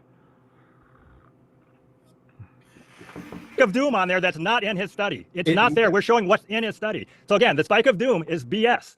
It's very important for people to understand that. You believe that. You said that. Incredibly important. There's like a $50 trillion scam based on this spike of doom that is not real. I'm not very important. Jesus, I'm not every time questioning he your says belief. spike of doom, we gotta drink people. $1 trillion scam. The $50 trillion scam. I don't. What? $1 trillion. What? I bet it's Obama's fault, or maybe AOC's. Maybe, yeah. But don't forget, Obama's got a beachfront property, so it can't be true. Yeah. AOC was a bartender. I mean, yeah. Yeah, we're just throwing out irrelevant shit right now, like just because. Why not? You've never had that argument thrown at you when you talk about climate change, that AOC is a bartender, so we should reject climate change? I have never had that argument thrown at me. No. Yeah. Well, I've heard AOC. Here's the AOC. Listen to her, but I don't get the connection to climate change. Yeah. Oh, because she's behind the Green New Deal. The Green New Deal, yeah. Okay. I get you now. So why would that be a problem? Like what makes a bartender unable to be a politician? Because she's just a bartender, Mark. She's just a bartender. As opposed to Marjorie Trailer Green, who has no skills except that's literally what she did while she was going through college. She worked at a bar. How many people went through college and worked at a bar? Tons. Yeah, I was a pizza delivery person when I was in college, and frankly, I still kind of miss that job because there was pizza and everything was relatively chill. Like the worst thing that happened was somebody's order was late, or there was too much pepperoni on their extra pepperoni pizza, and they wanted a coupon or something. It's like very much pepperoni. I'll be like, I'll go get you a new one, and then go around the block, park, eat like half a pound of pepperoni, and then bring it back. They got you a fresh pie. Yeah. Oh, don't worry about doubling my tip. No, ma'am. It's okay. Yeah, it's fine. Actually, I got really good tips at well, for the time. After inflation, not so much. There was, in this part of the country, we get ridiculous snowstorms, like 10 feet an hour kind of bullshit. And they declared a snow emergency. And this one regular customer called and was like, "Hey, I know it's snowy out, but I really, really need food." And because he's a regular customer, I happen to know he's a disabled vet who is like, he doesn't have legs, he cannot do anything about anything. So I went and took him an order anyway, and I forget the tip exactly, but it was we don't tip. Oh, that's right. You actually pay people to work places. Yeah. We actually demand that the company pays them a sustainable fucking wage. That's what we do. That's I think one I of the see my favorite drawbacks. ant in the side chat. Yeah, so it's like when trailer cream. like when we order a pizza, the very rare times that Lynn and I orders a pizza, like we just pay for it online, it rocks up to the door and that's it. Like we don't have to give them any more money or anything. It's just, yeah. It's so weird to me that your industrial relations is so screwed that you have to give extra money on top of what the corporation is paying in order for people to live. That's wild to me. Oh yeah, the actual hourly pay was it was below minimum wage because it was expected to be a tip job. I think I made like $3.50 an hour or something, but the tips to paycheck ratio, well, when I started there, I was making so much on tips and so little on wages, I would just let my actual paychecks pile up for a month or so before I'd collect and deposit them because they didn't matter at all. It was like no money versus it's but by the time I left, do you know what minimum wage is in Australia? What? $25 an hour. Holy shit. Mm-hmm. That's minimum wage. I can't even fathom. Like, that's truck driver money here. Granted, exchange rate isn't exactly identical, but fucking details. Holy crap. Yeah. That's as much as I made at 10 years at my previous job. $25 an hour. So, I mean, the exchange rate is different. Yeah. So it's about, hang on a sec, $25 AU to US. So it's about $16.50 or so at the moment. Yeah, about $16.50. I mean, that's still really good, though. This says converted into freedom dollars. Although, in fairness, the dollar is down 10% since January 20th. And the wildest thing about that, I mean, this is a massive tangent, so tangents in the chat, thank you. The wildest thing about that is that they're now preventing the Bureau of Labor Statistics from bringing out any information about the economy.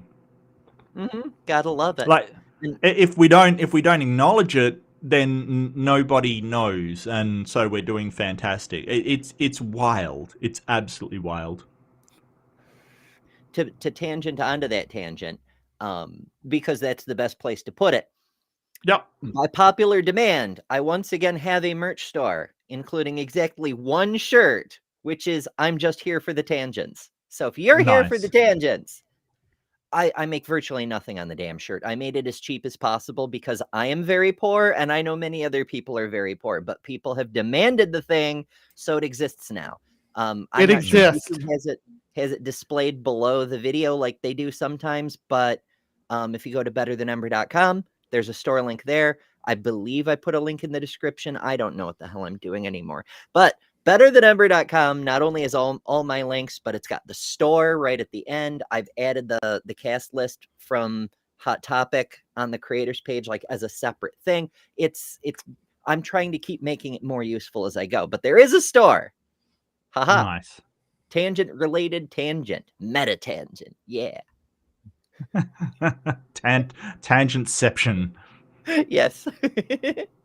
You have, if you see the two, one superimposed on the other, I do agree that you followed Lundqvist absolutely, which makes me wonder, why didn't you just show the original graph? Well, because you don't believe the original graph. So No, it's not in there. The spike of doom is not in there. We've made this point. Maybe we should move on. We disagree, but that spike of doom is not in there. It's not in any of them because proxies don't show a spike of doom. It would be great for your side if they did, but they don't. He's Like, showing the literally- actual picture of the graph from the paper. It even has the From the figure number. paper, You can go to yeah. the paper and look. Mhm. Figure 3. Lundqvist, 2000, was it 2004? Mhm. Yeah.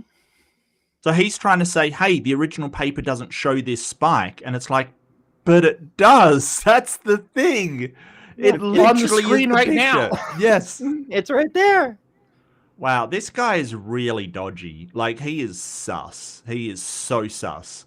I don't know what his game is, but to be presented with actual evidence in front of him and he goes, but it wasn't on there, when clearly it was. Well, that's the rule with pseudoscience and conspiracy people is if you check their citations, every single time their own source proves them wrong. Yeah. Spike of Absolutely. doom. This is Mm-hmm. what I'm showing you on the screen now. Yeah. Is this paper. It's there. Whether you believe it or not, that's entirely up to you. But it is there, and It's not in his reconstruction. His proxy reconstruction do not show a spike of doom. But I've said that many times. Maybe we should move on because several times. But I'm looking at it. He's Yep. showing it in the paper. It's in the paper. You Yes. claim to have reproduced his graph on your movie, but you took out the last period of warming, and you only took it up to 1989. That was the date of the last proxy, and you've shown this as being current temperature. It's not current temperature. If you're only showing the proxies, this was the temperature going back about 35 years ago. Now, since then, we've had a spike. We've had an increase. Now, you're going to tell me you don't believe there's been an increase in temperature? Nope. I think it has warmed since 1975. I think it has warmed since 1850. Okay, so he's part of the crowd that says, 40 yes, it fucking has. years out of date. Right, it has gotten a lot hotter, but it's due to natural causes for some reason, you know. Well, if that's the case he wants to make, then why is he hiding the fucking data? Like, sure, tell us about natural causes, but He's going to give us alternative facts, guys. You all know about Yeah. alternative facts, right? You mean bullshit? Yeah. Okay. Okay. Nothing to be worried about, but it fluctuates a lot. There's tons of warming and cooling periods. I think it's cooled since the peak of the medieval warm period, I think, and it's cooled since the Minoan warm period. It's a lot cooler than it was 130,000 years ago when there were hippos in the Thames. It goes up and down a lot. Right now, we are much cooler, or we are cooler than most of the last 10,000 years, most of the last 500 million years. We're in ice age. It's the whole idea that the Earth is too hot right now is preposterous. It's absolutely not. As you know, cold weather kills way more people than hot weather. So this whole idea we should get all worked up by this fake spike that's of not doom true. is it's not a non. Sorry? that's not true. I mean, cold weather can be deadly individually. You're caught out in a storm or whatever the case may be, but overheating, heat stroke, dehydration, all these things, whenever a heat wave goes through Europe, there's, 100,000 people are dead. Whereas every winter happens and, people die at the regular rate people die at, Yeah. Yeah, and it's just that, hey, if there aren't, like, what are the cycles? There's cycles that bring us closer to the sun and further away. Milankovitch cycles. Milankovitch cycles, thank you. Yeah. If that is part of the problem, right, where it's just this natural up and down, it means that when we actually get the cycle changing the climate like it did back in, say, the Roman warm, medieval warm, or what have you, then the excess carbon dioxide in the atmosphere is going to make it so much worse. Like, it's not a case that we're going, hey, it'll be fine because we're not changing it. Like, this is Well, so. This graph is a little bit too tight to show the Milankovitch cycles, at least where you can actually see where the fluctuations are and how long they are. I think the last time we had a major fluctuation was when we started our current ice age, which we're in. We're in an ice age right now, which was, correct me if I'm wrong, 150,000 years ago? give or take. Yeah. 180 to 150, depending on which continent you're on.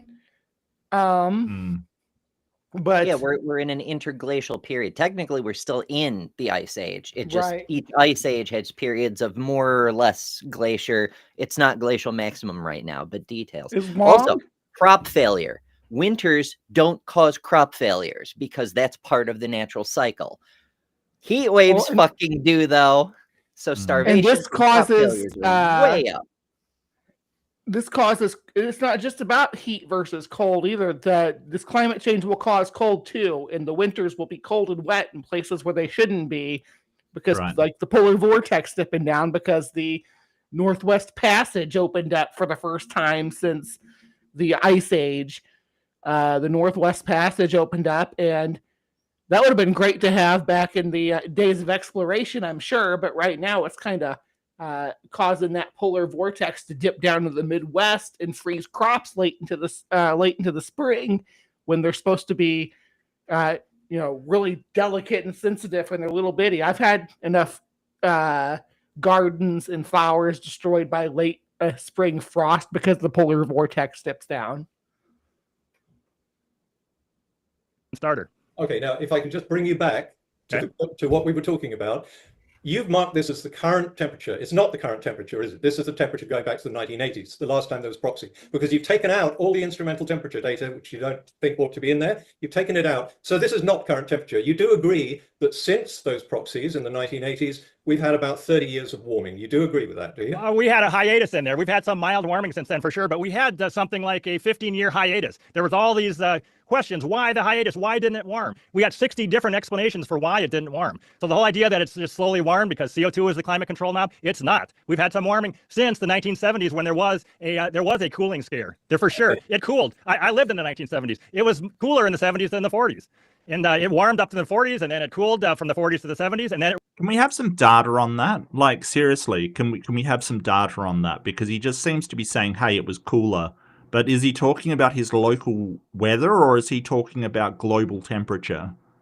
Because I don't know what he's talking about right now. I don't know if he does either. Yeah, maybe he doesn't. I have no idea. Because he's sort of saying when I was in the 70s, it's like, dude, you would have been a child. Like, how old is this man? There's the part where he's like, oh, my grandpa remembers it being hot in the 40s. It's like, yeah, I remember it being hot when I was a little kid too. The world, hot. The summer seemed hotter, and the winter seemed colder when I was a kid. The snowy days seemed like there were more. The hot, sunny days seemed like they were more in the summer. Doesn't mean it was real. That means that's my rose-colored glasses of what winter and summer meant to me in my childhood. Yeah. Right?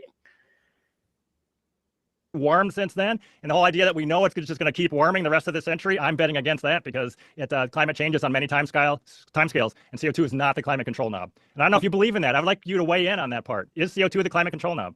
I'll take that as a yes to answer my question. Have temperatures increased since the 1980s? Right. Yes. So, Yep. Yeah, right. So what you're showing here is not current temperature. So you don't. Yeah, I mean, any graph, if any graph you make, as soon as the day later, it's not current, right? So, okay. Yeah. So you.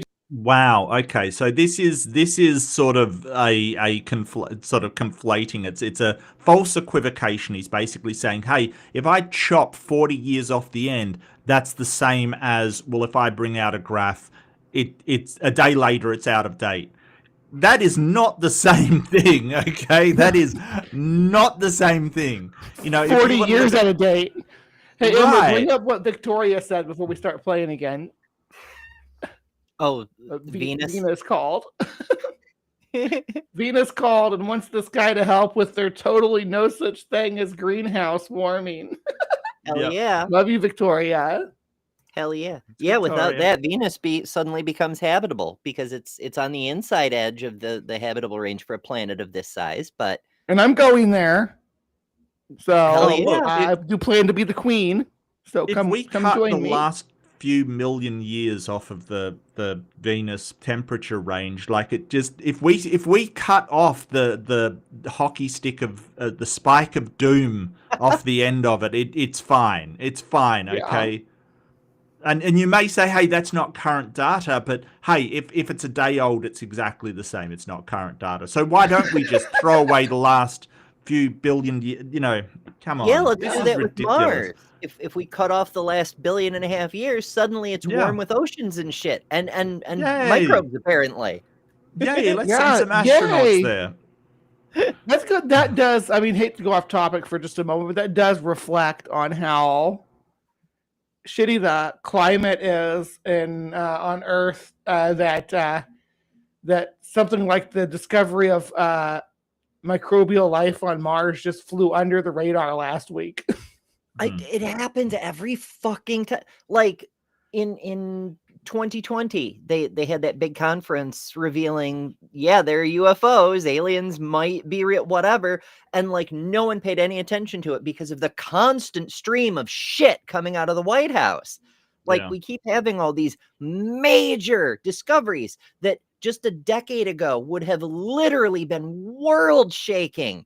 And they're not even a blip compared to the fucking scale of bullshit afflicting us every damn day. Unfortunately, yeah. Mm-hmm. But it's understandable in the last 9 months off the graph. Yeah. Look, it's understandable because look, it's amazing if life is found on Mars. Got you. It's incredible and it's so significant, but at the same time, it's not going to change my life that much, not in the practical everyday sense. Whereas the shit coming out of the White House may actually do that. So, I think it's just relative to people's lives. It seems not as important because, in the grand scale, it absolutely is. Don't get me wrong. It's just, some of the shit that's currently happening is really significant as far as the individual's life is concerned. Just saying. Yeah, that's the whole thing. Is it's one of those giant big questions, one of those big four that religion exists to explain. Is are we alone in the universe? And now we seem to finally have at least a partial answer. Finally. And it should be like everyone everywhere should be popping champagne. Holy shit, we found probably life on another world, and it's one of those moments that like is its entire chapter in a history book in any other circumstance. But you can't take a moment to think about these big questions if you're constantly stressed. Am I going to live the next day? Are masked agents with AK-47s or AR-15s going to show up at my door unannounced in the next 15 minutes? If your survival is constantly under threat, you can't pay any attention to the big questions, Oh, you can. It's just, people usually don't. Yeah. Didn't say that this was 1980s. People get the impression when you say current temperature, you're talking about the temperature over the last, let's say, 5 or 10 years. But clearly that's not the case. So this is not current temperatures. How much warmer do you think it is now than it was 10 years ago? It's, I think since the 1980s, it's since 1999, when Lundqvist did his graph, it's about 0.7, 0.8 degrees centigrade warmer. So if you actually... wait a minute. How much warmer it is since the 90s? You think it's almost 1°C warmer? About 0.7, 0.8. Really? How much do you think it's warmed since 1850? I got no idea. I can't remember the figures. Okay. We can see it on the graph here, though. Yeah. 1850. We're in the way of it. Where's 1850? It's 1850. That's 1800 and 1900. So in between, it's roughly at about negative 0.4 or so. As far as that, just an eyeball it. Yeah. So I mean, it's significant. Yeah. According to Berkeley, okay,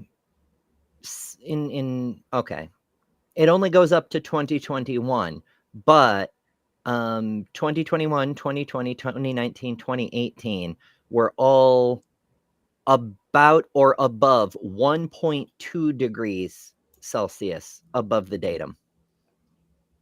So we're like off the fucking chart. Yeah. Like way off the chart. Mm-hmm. But I don't know what he's trying to say, that like a couple of degrees is not significant. Is that what he's trying to say? Like, He's that's doing not this. Look at this hand. Look at this hand. Which one is the answer in? I don't know. Neither do you. So we should just ignore it. But if you don't believe that, I don't believe that. okay. Well, here we've got GISS, and this is the 2024 figures. Which, when you talk to people about current figures, you could quite easily have picked 2024 because we have the figures in. Okay, this graph looks completely fraudulent. 2024. This graph looks completely fraudulent. Baby boy. Based Come on what? now. I don't like it. What the hell? I don't like the way this graph looks, Ember. Ember, This make this graph graph be not real. This graph proved me wrong. I don't like it. I mean, look at that though. Like, 1960, it's about the datum, and by 2000, it's gone up half a degree, and then in 20 years, half the time, it's gone up another half a degree, and now we're closing it on the next half a degree in 10 years. Like, it's a hockey stick of doom. What do you want, my guy? And it's funny Wow. because one of the slides later, you can see where Potholer's citing this stuff from. And this is stuff's directly from Spencer. And Spencer is their guy. He's their ex-NASA scientist, climate change denial guy. Okay. So, Dr. Roy Spencer? Yeah. Yeah, and I like what Miranda says. This graph looks completely fraudulent, says the guy that literally deleted data from a graph. Yeah, exactly. Exactly. You could have done it for 2023. Okay, Okay, this graph, let me weigh in on this. This graph is fraudulent. It's showing every year since since the 90s, every year was warmer than the warmest part of the 1940s. That's fraudulent. No way. It was very warm in the 1940s, so I'm not buying this whatsoever. And you can look at like the U.S. hot temperature records. We have He's looking at the states- high temperature records, not the yearly average. So he is looking at different data sets than what we're looking at here on this graph, because this is average. Annual High temperature mean. records, You see the word annual mean on there? Yeah. That means average. Yes, that does. It doesn't mean Wow. pick the hottest day from every year, because there were hotter days in the 40s. Depending on what part of the world you're in, different decades have been hotter than now, had days hotter than now, but on average, it's hotter now. Wait a Hotter, second. like the water. If he doesn't think this is real, then why doesn't he produce his own studies on what the mean temperature was for these years? Like, if you're claiming it's wrong and you've produced a documentary on this subject, I would expect him to have studies that show but he isn't denying that it's gotten hotter. He just accepted that. He said, yes, it's gotten hotter since that my graph ended in the what was it, 1980s. Well, how is it fraudulent? And then you're saying, oh, in no way it was hotter than the 1940s. But you said it had gotten hotter. I don't understand. This guy's all over the place. He really is. I do like. I actually like this data set better, because we actually have two data sets running alongside each other to pull from, with lowest smoothing and annual mean. So Something like, I don't have it here, something like 35 or 38 of those were sets before 1940. If you look here in Minnesota, where I'm sitting, just as another example, it hit 100 degrees here in the 30s and 40s. It hit 100F. It hit it 38 times in those 2 decades. Since 1988, it has hit it 8 times. So this whole idea that it's way warmer now, it's not. If you look at the record of... It's colder where I am, so therefore the global temperature is not increasing. It's the same polar vortex. Well, it snowed where I am, so climate change isn't real. This was a joke on The Simpsons in the fucking 80s. Oh my god. Remember the guy with the snowball on the Senate floor? Yeah. Uh-huh. Global warming, huh? I mean, it's night where I am, so clearly it can't be day anywhere. It's ridiculous. Like, seriously. Just because it's colder where you are doesn't mean the planet is not overall warming up.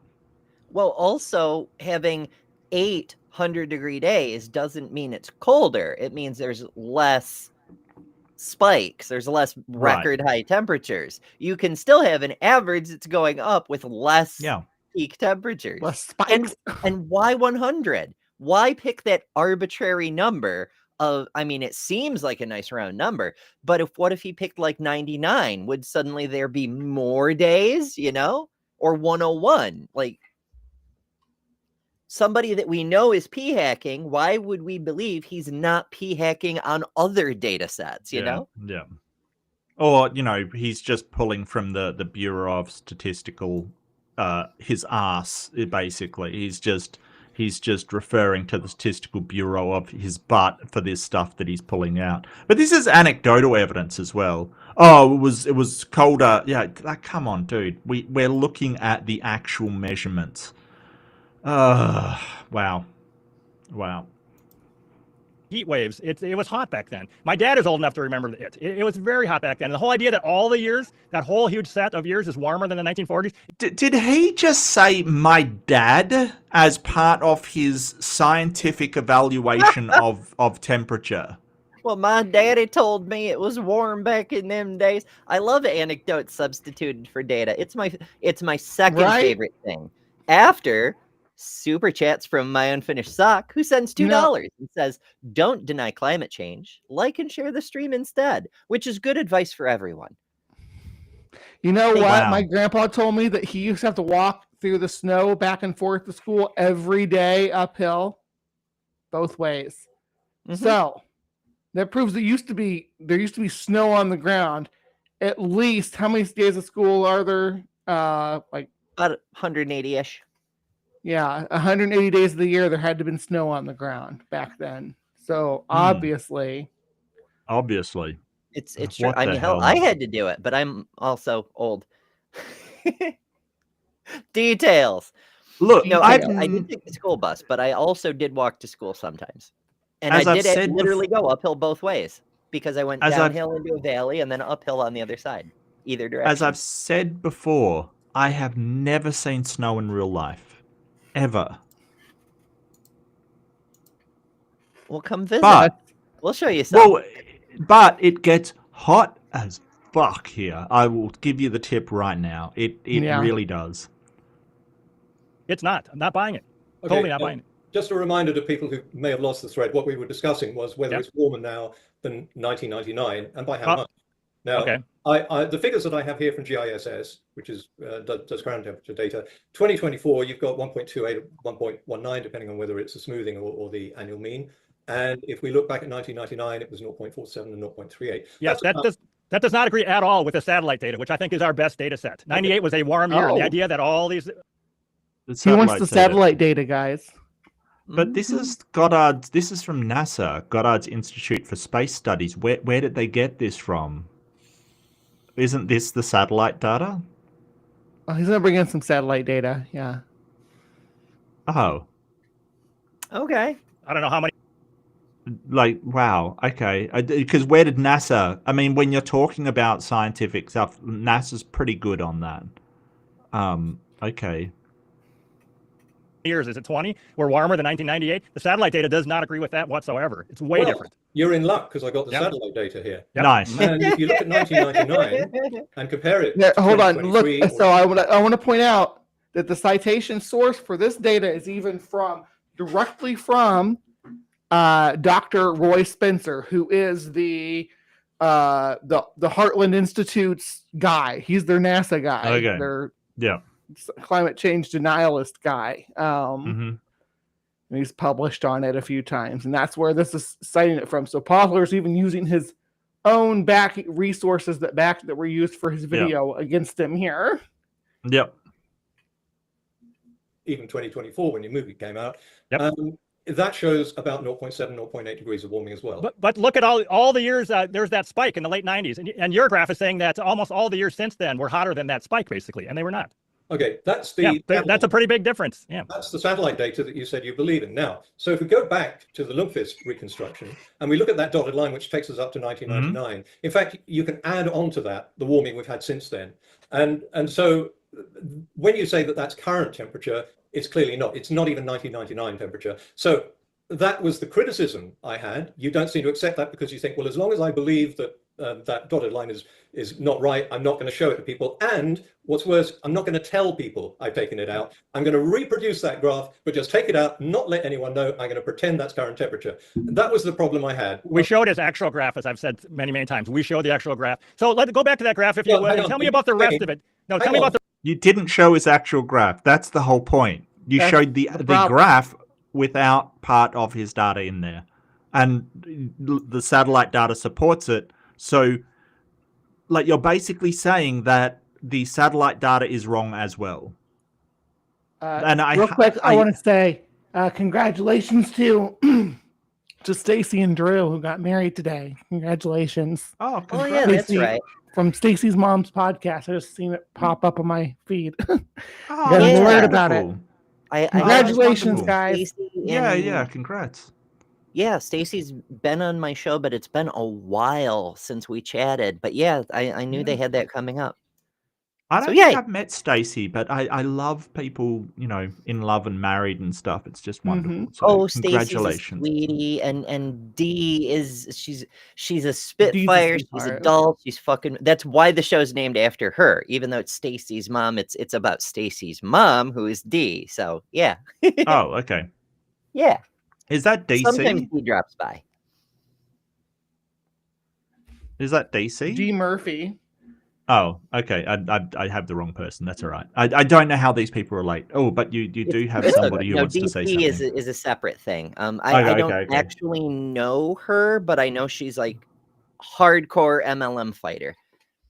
Yeah, I throw over to her occasionally because, you know, Yeah. she's good. She's good. Yeah. Both Al introduced me to her, and then Maya had her on, and Mhm. yeah. I mean, I appreciate anybody who's willing to fight scams, especially hard like she does. It's really Yeah. cool. Oh, Mine It's like Eric, the Spike of Doom. Yeah, Spike of Doom. Mine Fidusog sends a super chat of Doom for 222 and says, and if you want to have a hot time, head on over to Nice. adamandeve.com and enter code word Brentley at checkout for 50% off almost any one item, 6 free movies, 3 free gifts, and free shipping on the whole order. But, you know, we're not actually sponsored. That's just, you know. Okay, I want to thank Eric Wonder for the invite. I don't know what Patagonia is, but I'm sure it's just wonderful. I have no I want to idea. come to Patagonia. Absolutely. Patagonia means the land of the big feet. It's a region of South America. Oh, Yeah. okay. And this yeah. All right, cool. the sharp point is Patagonia. Also, Oh. Patagonia is a drag artist who is like both super talented and also, I'm not sure if he's actually a park ranger or just has the outfit, but he's very outdoorsy and pro environmental conservation stuff. Oh, cool. Yeah. Yeah. Speaking of environmental, let's go back. See that segue? That was beautiful. That was That's how you silky do a smooth. segue. That Making me was look like a damn amateur. that segue was as smooth as my head. All right, let's Oh, go. wow. I'm enamored. that's I'm enamored of your pretty- segue. The rest of it.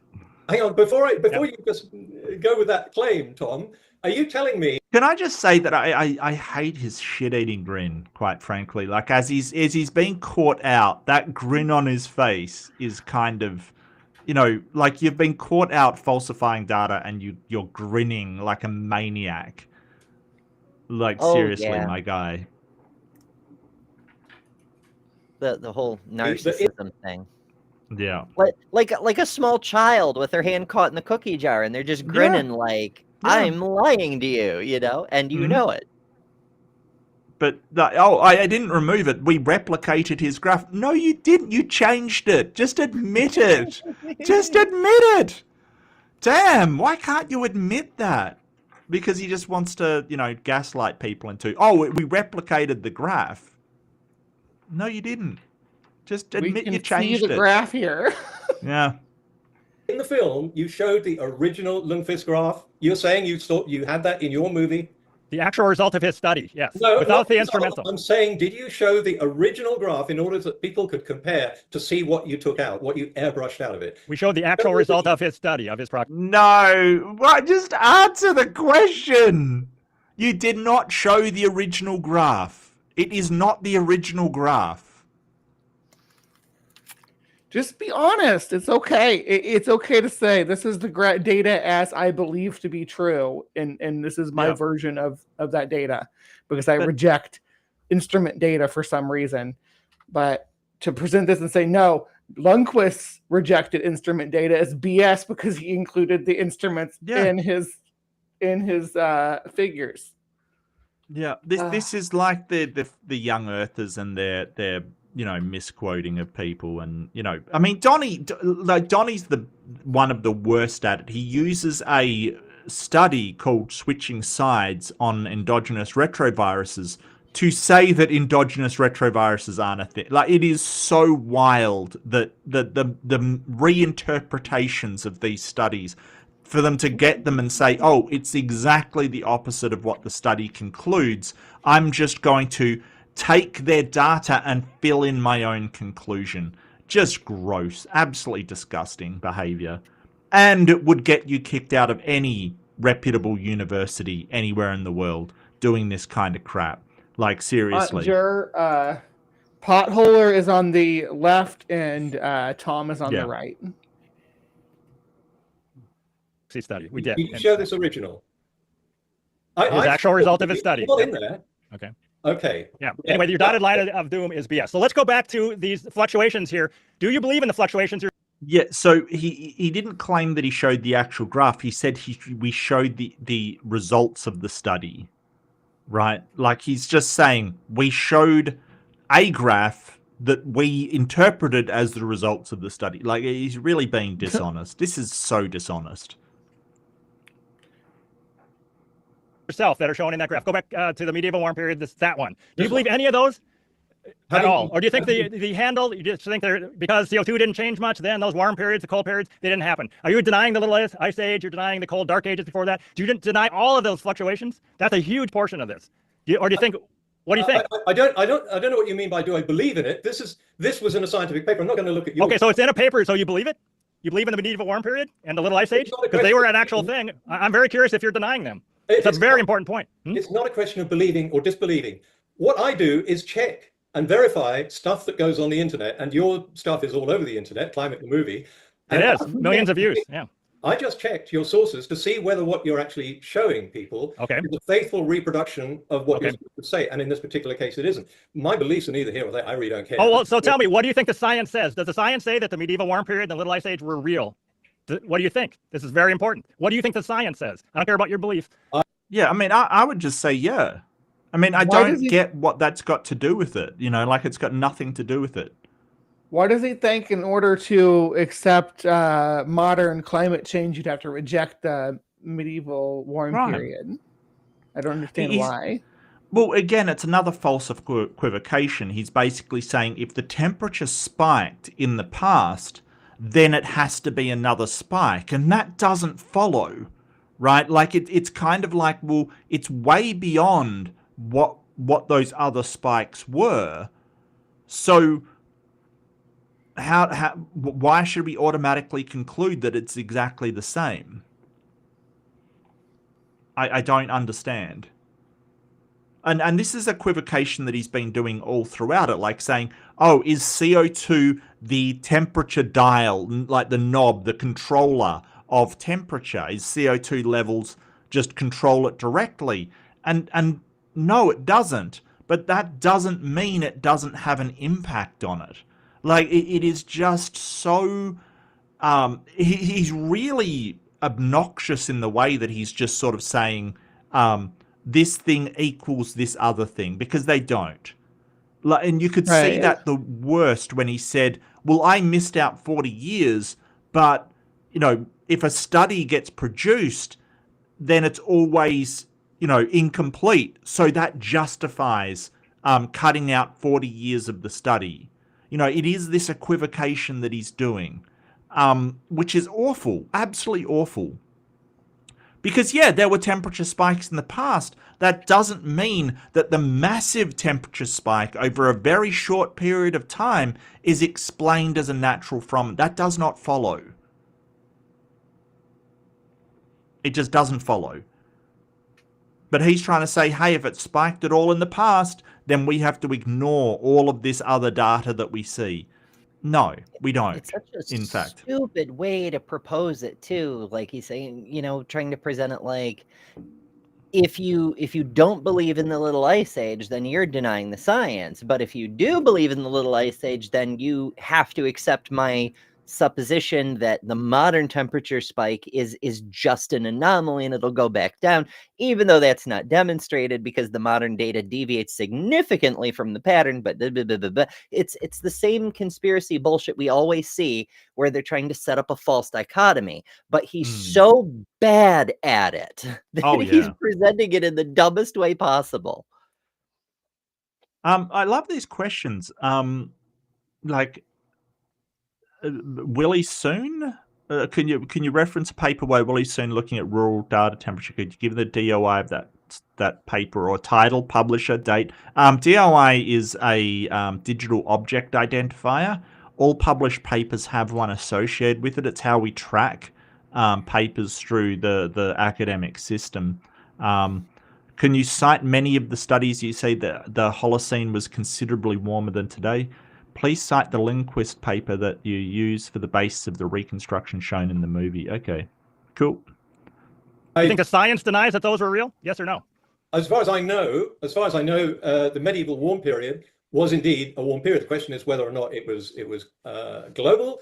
Still not clear, but I did a video on this years ago. Now, it's so long ago, I can't remember, but I think what I looked at when I looked at all the studies that have been done was that this was a global phenomenon, but that wasn't very clear at the time. So what do you think caused it then? That's very important. You do believe in it, but what caused it then? It wasn't CO2, we're told, because... I don't know why. I thought you were here to defend your movie, and now... I am defending. This is all part of the movie. The first thing I do is show how you airbrushed out warming, and all of a sudden you want to change the subject. No, this is all part... Yeah, I'm not surprised. You're getting killed, my guy. But he's basically just pivoted to, hey, it was warm in the past. It can't be caused by humans.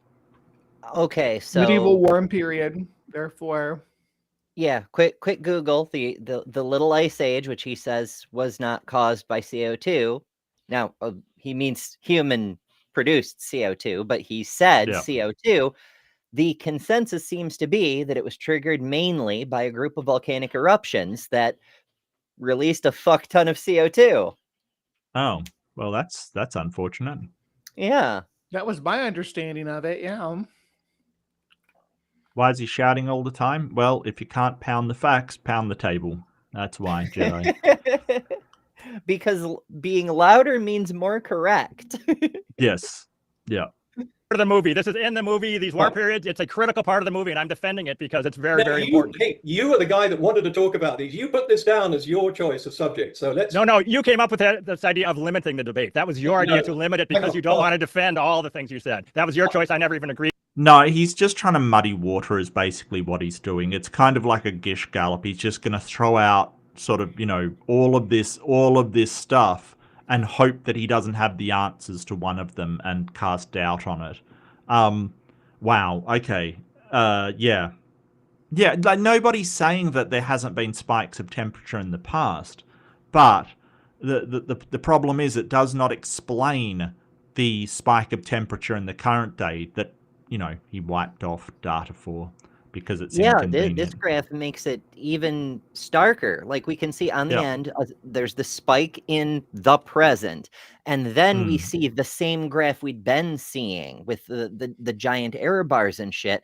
And then we move into Paleolithic climate data, which is we use different tools to measure that, but the measurements show that from where the previous graph starts in the year 1 CE, going backwards, we're actually in a cooling trend and have been for 60,000 years or 6,000 years. I can't read. It's fine. we're on a cooling trend, and then instead of like a multi-thousand-year upswing, sudden spike. It's literally Yep. unprecedented, and it's warmer now than it has been in beyond recorded history, right? Because like Yeah. history only goes back to the dawn of writing, and our data going back 12,000 years, it has never been as warm as it is right now. Can I say something too about that period that he's appealing to about 7,000 years ago? You don't want to go back to that period. That's the period that the stories about the Great Flood and all the ancient, like, prehistoric catastrophes are about, because you had glacial lake walls breaking down, you had climate extremes all over the place. It was a wild, wild world to live in back then. That's why we have a lot of the folklore that we do. We do have, you know, like Doggerland, for instance, that was sunk into the ocean during this time period. I'm sorry, that can't be I think the true last because the section world is only 6,000 to 10,000 years old. It's only 6,000 years old, so that can't possibly be true. Sorry. Beamer. I'm sorry. Yeah. Maybe the Lord Yeah. will forgive me. I will. You all don't have to forgive me as long as the Lord does. Yeah, exactly. I As mean, long he'll as forgive Jesus anything does. if you send Well, enough that's money. true. Yeah. That's true. Yeah. To that. I'm defending the movie. I- We have I- a free I- speech in this country. If you like, I mean, do we want to waste time? Do we though? Do you have free speech in your country? Tell that to Kimmel. Right? And in Where? fact, I forget who it was. Maybe it was it could have been an MP, it could have been one of the princes, but one of the important people in England said something along the lines of, Mr. Trump, which of our countries would you Oh, say yeah, that was in has the England, free yeah. speech problem? Yeah. Like, oops. Trump talking He did about not how like that hot- either. No. He tried to cancel him, but it turns out he couldn't withhold funding from a different countries. Yeah. Well, I mean, there was a Australian reporter that asked him a question. He was from the Australian Broadcasting Corporation, and Trump basically said, "Oh, I'm meeting with your prime minister. I'm going to tell him about you, and you better watch it," kind of thing. And it really was a situation. I said on my stream, on my Wednesday stream, you know, it sounded like he was saying, "Nice country, shame if something happened to it," kind of thing. It's like, wow, okay. I can't remember what he asked about. He asked about something. I did have it. Yeah. He thinks he can cancel Australia. He thinks he has Apparently He so. wants to join the panel. Apparently so. Now we're just tangenting. Hey, as we do. Titan. Yeah. On this, but I've got your email where you Yep. chose the 3 topics that you wanted to Yep, do. I'm happy to talk about those topics, but not be limited to just those topics. I'm defending the movie. I We- challenged you last June. I wanted to challenge you on climate, and you ignored that. I- And then later you said you didn't know who I was, even though you featured me in the movie. Yeah. In your video, then you said, "Oh, I don't know who this guy is." What was with that? I didn't know who you were. I didn't know. If you Yeah, most people, when they watch a movie like a dodgy document, they don't look up the producer. I mean, they'd rarely even look up the director.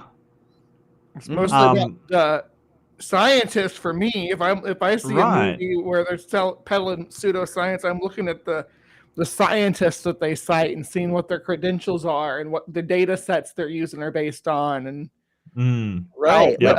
what their peers say about their research. Yeah. It seems like he's got these topics, but whenever he is challenged on them, he wants to, like, and we see this a lot in things like Flat Earth, right? That when you actually challenge them on something, they'll just pivot to something else. And when you challenge them on that, they'll just pivot to, they've got a million of these topics they just pivot to, and they don't Yeah. actually stand on any of them. You know, like, it's the same with the young earthers. When you actually bring up ERB, start to talk about, I'll just pivot to something else. And it just shows that they don't actually know anything about it.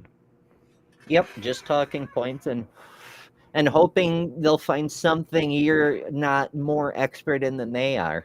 But you know who is an expert in things, apparently. Jester, who sends I a know super they're an chat for expert in $2. shenaniganery. I know that. That's right. The Mm. supreme authority in shenaniganery. Yep. Thank you so much, Jester. And he says, careful what you say. The POTUS might tettle on you. Oh, that's right. Jessica's right. Yes, it was from Four Corners. Four Corners, amazing program, really good. I recently put up on my Discord. I saw a documentary on that they did on the exclusive brotherhood brethren that's now known as the what is it, the Plymouth Brethren, who's basically a cult. It was a really good documentary on it. But yeah, Four Corners does amazing work. But Trump was sort of threatening this journalist, and it's like, wow, this is the leader of the Western world threatening a journalist by telling on him. Incredible.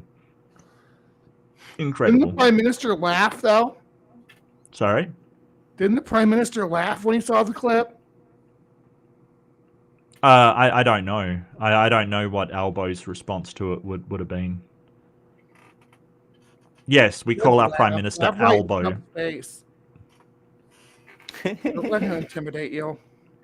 I know that a previous Prime Minister did an impersonation of him, and everyone was just laughing at him, kind of thing. And that was hilarious. Yeah, so... God, Trump, I mean, what the hell? What a baby. Like, seriously. Just, wow. Wow. Sometimes I wonder, though, how Sky News comes out of your country, Mark. Everything else seems so base, and then the Sky News is just like, ugh. I don't think many people watch Sky News. Like, it just is ridiculous. It's so mostly bad. Helen Joyce. Is it like Newsmax? It's just ridiculous. Even though you featured me in your video that you just put out, you featured me, you looked into my background and stuff, and you said I was a...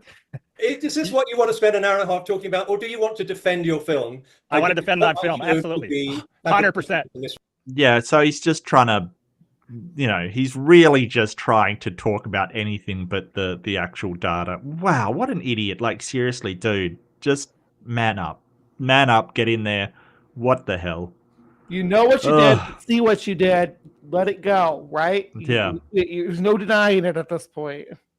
Well, it reminds me so much of Flatzoid. I don't know if you're familiar with Flatzoid, but he had this video and he took, like, basically it was showing a capsule coming down into the water, and it basically went into the water and there was a delay and then a splash came up, right? And, it was basically somebody showing, hey, there's a horizon, right? Like, there's a dip because it went behind the horizon, and then the splash came up later because the water didn't end at your sight line. It was actually behind the horizon.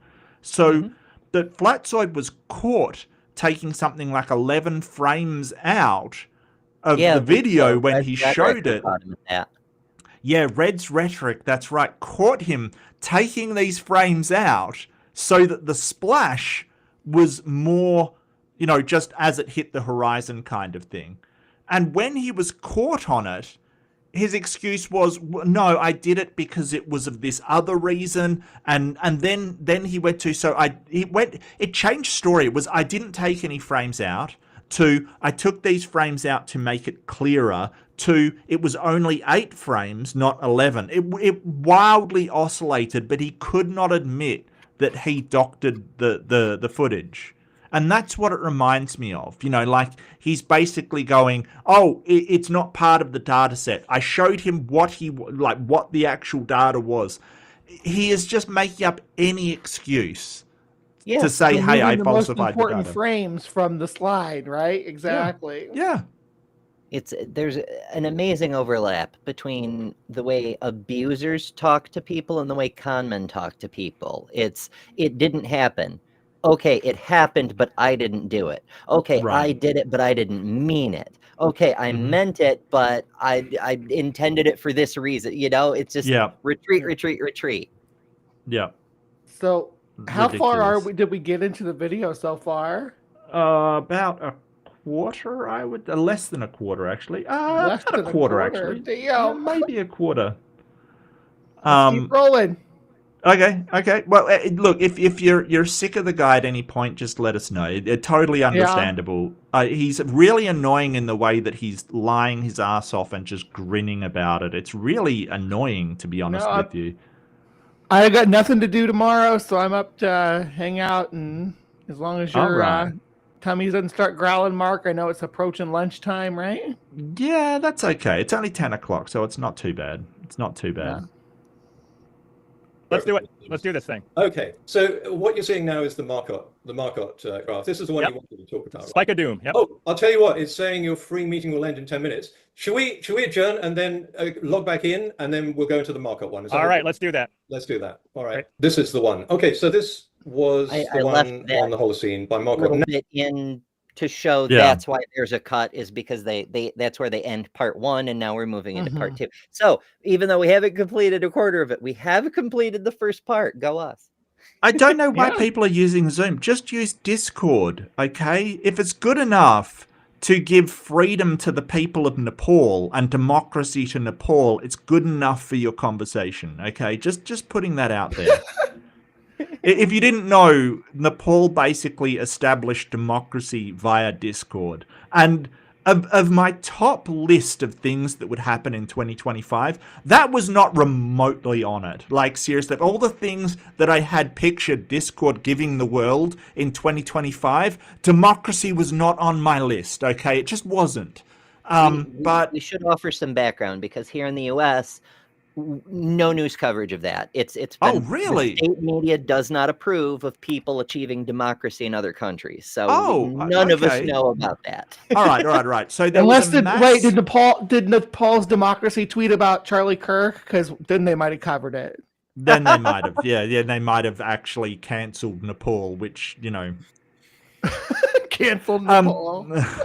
Look, okay, so Nepal had a uprising of people after there was a lot of reasons behind it, mostly the corruption in the government, and the I think it was the president, his son was pictured with a Christmas tree full of premier brands like boutique brands, and people got mad because they're impoverished and he's obviously living a high luxury life on the people's dime. So there were protests about it. They decided to put down the protest with water cannons, and a few live rounds were fired. A couple of people died. Things got out of control. The people rose up. There's wonderful footage of the finance minister being chased through the street by protesters. I'm not even joking. Being chased through the street. The government essentially collapsed, and the military came in to restore order. People were afraid there would be a military coup, so a coup by the military. The military assured everybody that that's not what they were doing. They were just keeping the peace until democracy can be established. Part of the reason things got out of control is that they banned all social media because of people were talking and saying this is horrible and we've got to stop this. And then after they unbanned social media, after the government took over, apparently almost the entire population jumped on Discord, and they were having conversations about how to run the country on Discord of all places. Look, if you're unfamiliar with Discord, it is a social media platform that started as a way for World of Warcraft players, I'm not joking, World of Warcraft players to organize their guilds or their groups, right? That's how it started out. Yeah, we got sick of paying for event. Right. Like, we wanted a comms platform that was free. You could create groups, and like the servers, Discord servers used to be called guilds. I'm not even joking. That's what they used to be called, because that was the term in World of Warcraft. So in order to explain why Nepal has democracy, you have to include World of Warcraft, because apparently that's the world we live in today. But it's glorious that all the people managed to get on Discord. They all used it. There was votes taken, and they're using multimedia, social media as a platform for democracy and, implementing democracy. It's just wild. But Yeah, good on you, created Nepal. a temporary constitution on Yep. Discord, voted on We, it, and the military said, okay, good enough for starters. Yeah. We stand that here. Well, I shouldn't say we. I'm on Ember's channel, but I keep the nature of the conversation made me feel like I was on transpositions because we organize our whole entire network, our news network, on me and Ember do on Discord. So Yeah. I It's mean, pretty damn these can useful. be incredibly powerful tools for democracy and people understanding one another, coming together and stuff. It can also be a cesspool of misinformation. It just That's been known depends. to happen too. The Right. politics and religion server is just fucking full of it. But as Yep. Alex Markel points out, World of Warcraft, responsible for democracy. Loktar! Yeah. I'll just say for the Horde. Absolutely. Although our friend Arden would say for the Alliance, but she doesn't speak Orcish, so who cares? Okay. I was a Horde player myself. I loved Troll. I had a Troll. My main was a Troll Shaman, I think. Oh, I love God, that's so Shaman. long ago now. My So long original main ago. was an undead warlock, and then when Death Knights came out, I was Nice. like, ooh, a warlock in full plate armor. Chop chop. Yeah. Icarus says, for ire, you must construct additional pylons. And Taro Tessadar. I'm a nerd, help. That's totally cool. Look, I did my time in WoW. Okay. Anyway, that was a tangent and a half. But good on you, Nepal, for overthrowing your corrupt and horrible government and implementing democracy. Awesome. Yay. Congrats on the democracy. I'm just over here Hopefully we'll biting get my some tongue first about the whole Alliance Horde thing because I'm a night elf. So Oh, there you go. There you go. Yeah. Lovely giant tree you've got there. Be a shame if something happened to it.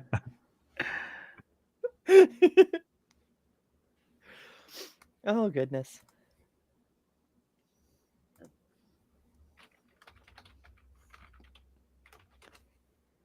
Now your thing about him becomes relevant. So yeah, you had that quote from Mark. I don't know if people want to, but I'm happy to accept that. I've read the paper. I know exactly what he said. I mean, I'm not a statistician. I assume you're not a statistician, but the way that I see it is that because the proxies were done over a 120-year period, so they don't take individual days when they're doing proxies over a 10,000-year period. You can only work on chunks of time, so they use 120 years. Whereas if we're looking at recent warming over the last 10, 20, or 50 years, that's obviously less, and therefore you're not really comparing chalk and cheese. That's why it's not statistically robust. But it doesn't mean that the current temperatures are a fabrication or a figment of his imagination. It's just not the way statistics is done. No, I mean, I read that statement earlier. He just does not stand behind this. Okay, so if we're all about the science and we want solid science here, he is not standing behind it. So, yeah. That's not what he said. He said it's not statistically robust, and he explained why. He did not say, I don't stand behind this. No, well, okay, you think he stood behind it? Let me read it again. Hey, no, let me read it again. Thus, the 20th not his field. Yeah. He's not going to stand behind data that's not collected in his own field that he cannot support with his education. Yes, academics are very, very tentative when going outside of their field. They will cite. What he would do is say, I cite this person who is in that field. Go talk to them about this portion of the data set. But it does remind me, I did a show on, who was it? It was Capturing Christianity, I think. I think it was Capturing Christianity. Why somebody in South America modeled the Shroud of Turin on like a computer model to show that, hey, if you put this over an actual body, it would never make the marks that you Oh, find yeah. on the Shroud of Turin, right? I covered that one too. It's a Right. trip. And then if you put it over a what's called a bas relief, right, a flat image, right, so a raised image, it would make those marks. And he did it, very well on computer modeling of how it would stretch and stuff like that. So if you put it over a perfectly like flat surface with a bit raised of the body, then it would make the marks you find on the Shroud of Turin. And the objection was, but you didn't test the blood or anything like the stuff on the cloth or anything like that. You didn't do scientific testing on the chemical composition or the blood or anything like that. And the objection is so ridiculous because you're talking about a guy doing computer modeling in South America somewhere. I can't remember. Was it Argentina he was from? I think it might have. Was it Argentina or Peru? I can't remember which country it was. I do apologize. For the instrument data reveal? No, the 3D Shroud guy. of Turin. 3D modeling. Oh, okay. He's modeling things on computer, doing 3D modeling, and this guy is asking, he's saying, oh, well, it's flawed because he didn't actually test the blood. Why would he? He does computer modeling. Like, it's so ridiculous. The Shroud of Turin. I can't believe we're still talking about the Shroud of Turin in 2025. Oh, the first yeah. record of the Shroud of Turin in existence is about how it's a fraud. Oh, yeah. And the artist was like held accountable or whatever, but Well, they kept the artist confessed to the local bishop and was like, listen, I made this as an art piece, but now people are passing it off as a holy relic.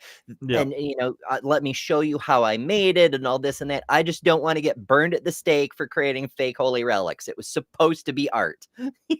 Mm-hmm. And here's the thing. This reminds me of that kind of stuff. You've got a guy here he does paleo climatology. He's got all of this data. He's cited data that is modern from instrumentation done in a different way. But this guy's saying, hey, we just drop all of that because you didn't do it. You didn't do it yourself. So it's not relative to your study. It's really dodgy because, of course, so you've got sort of interfield relatedness, right? Like things overlap one another, and scientists, well, they share between one another. The people with instrumentation will be going to him saying, hey, we have this data from modern instruments, and he will take that if it's been peer reviewed. But he wants to throw out everything just offhand. It's ridiculous. What a horrible person. Mark, if you can't explain how the universe started expanding, then obviously evolution must be wrong.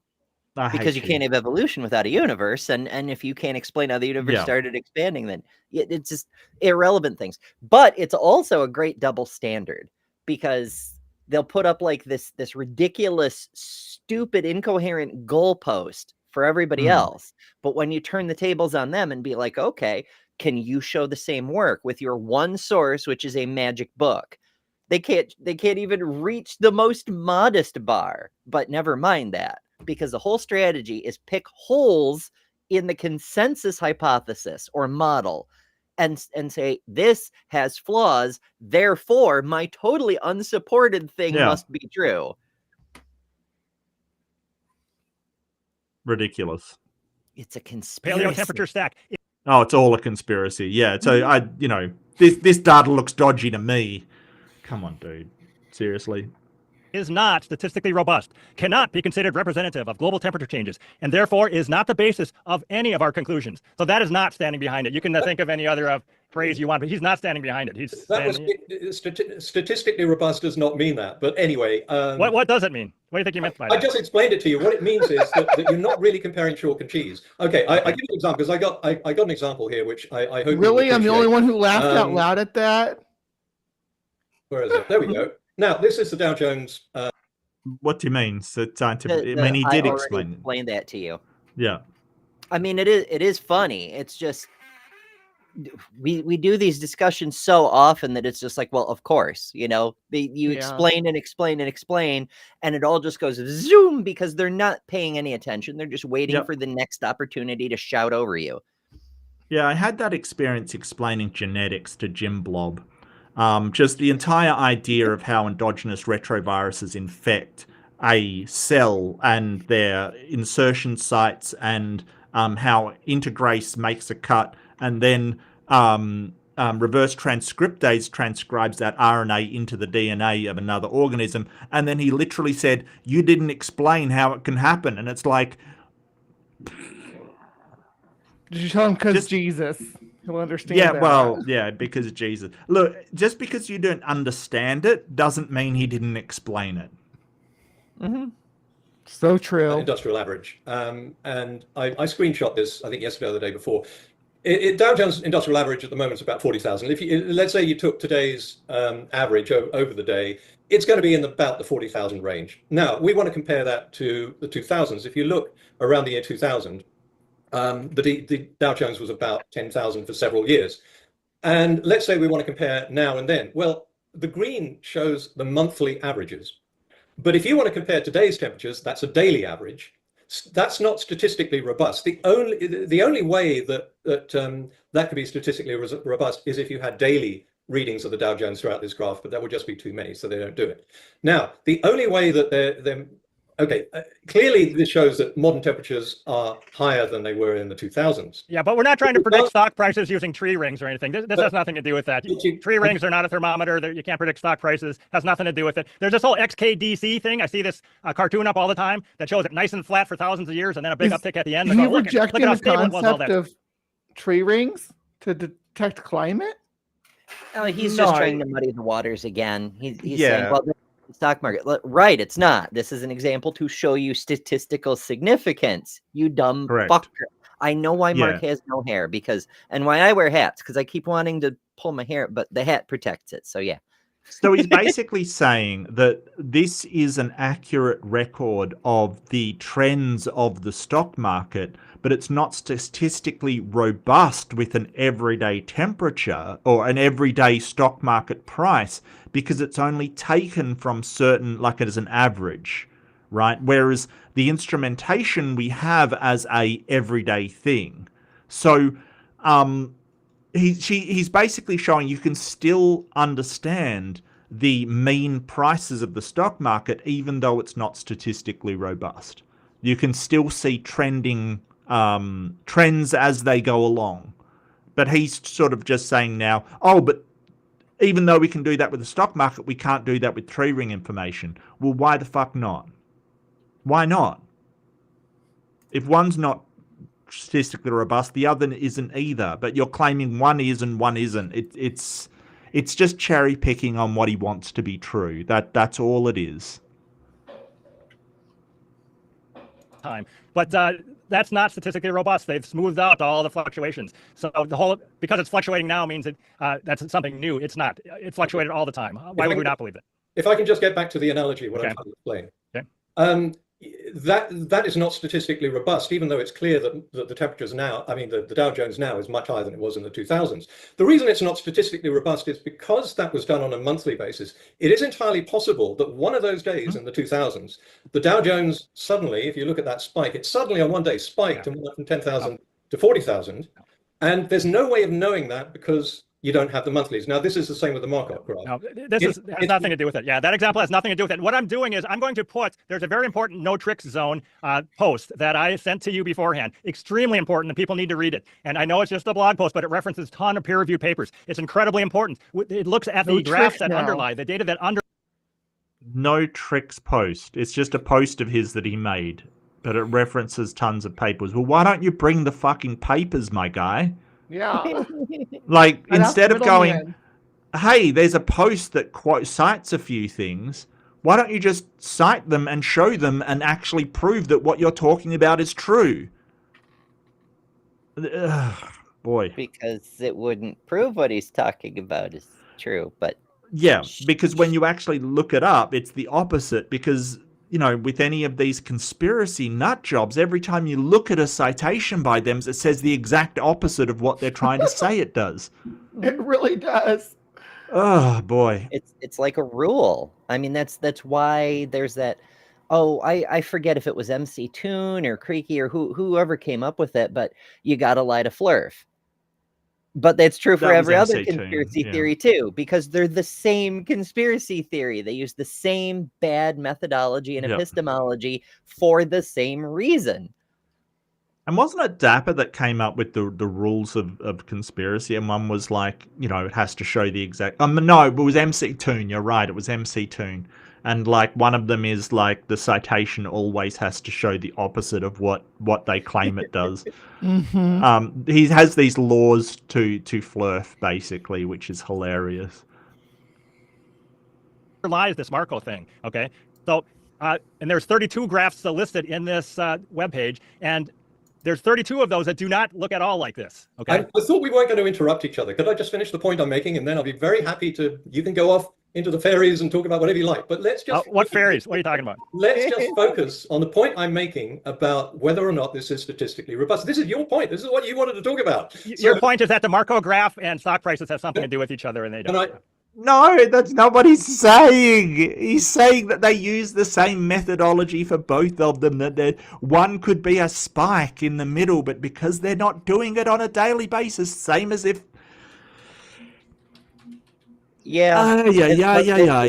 He's demonstrating how he came to be a climate denier. He understands how data works so poorly that when someone tries to demonstrate to him how data works, he doesn't even understand why you're showing him the data, even though he just asked for you to explain how the data works.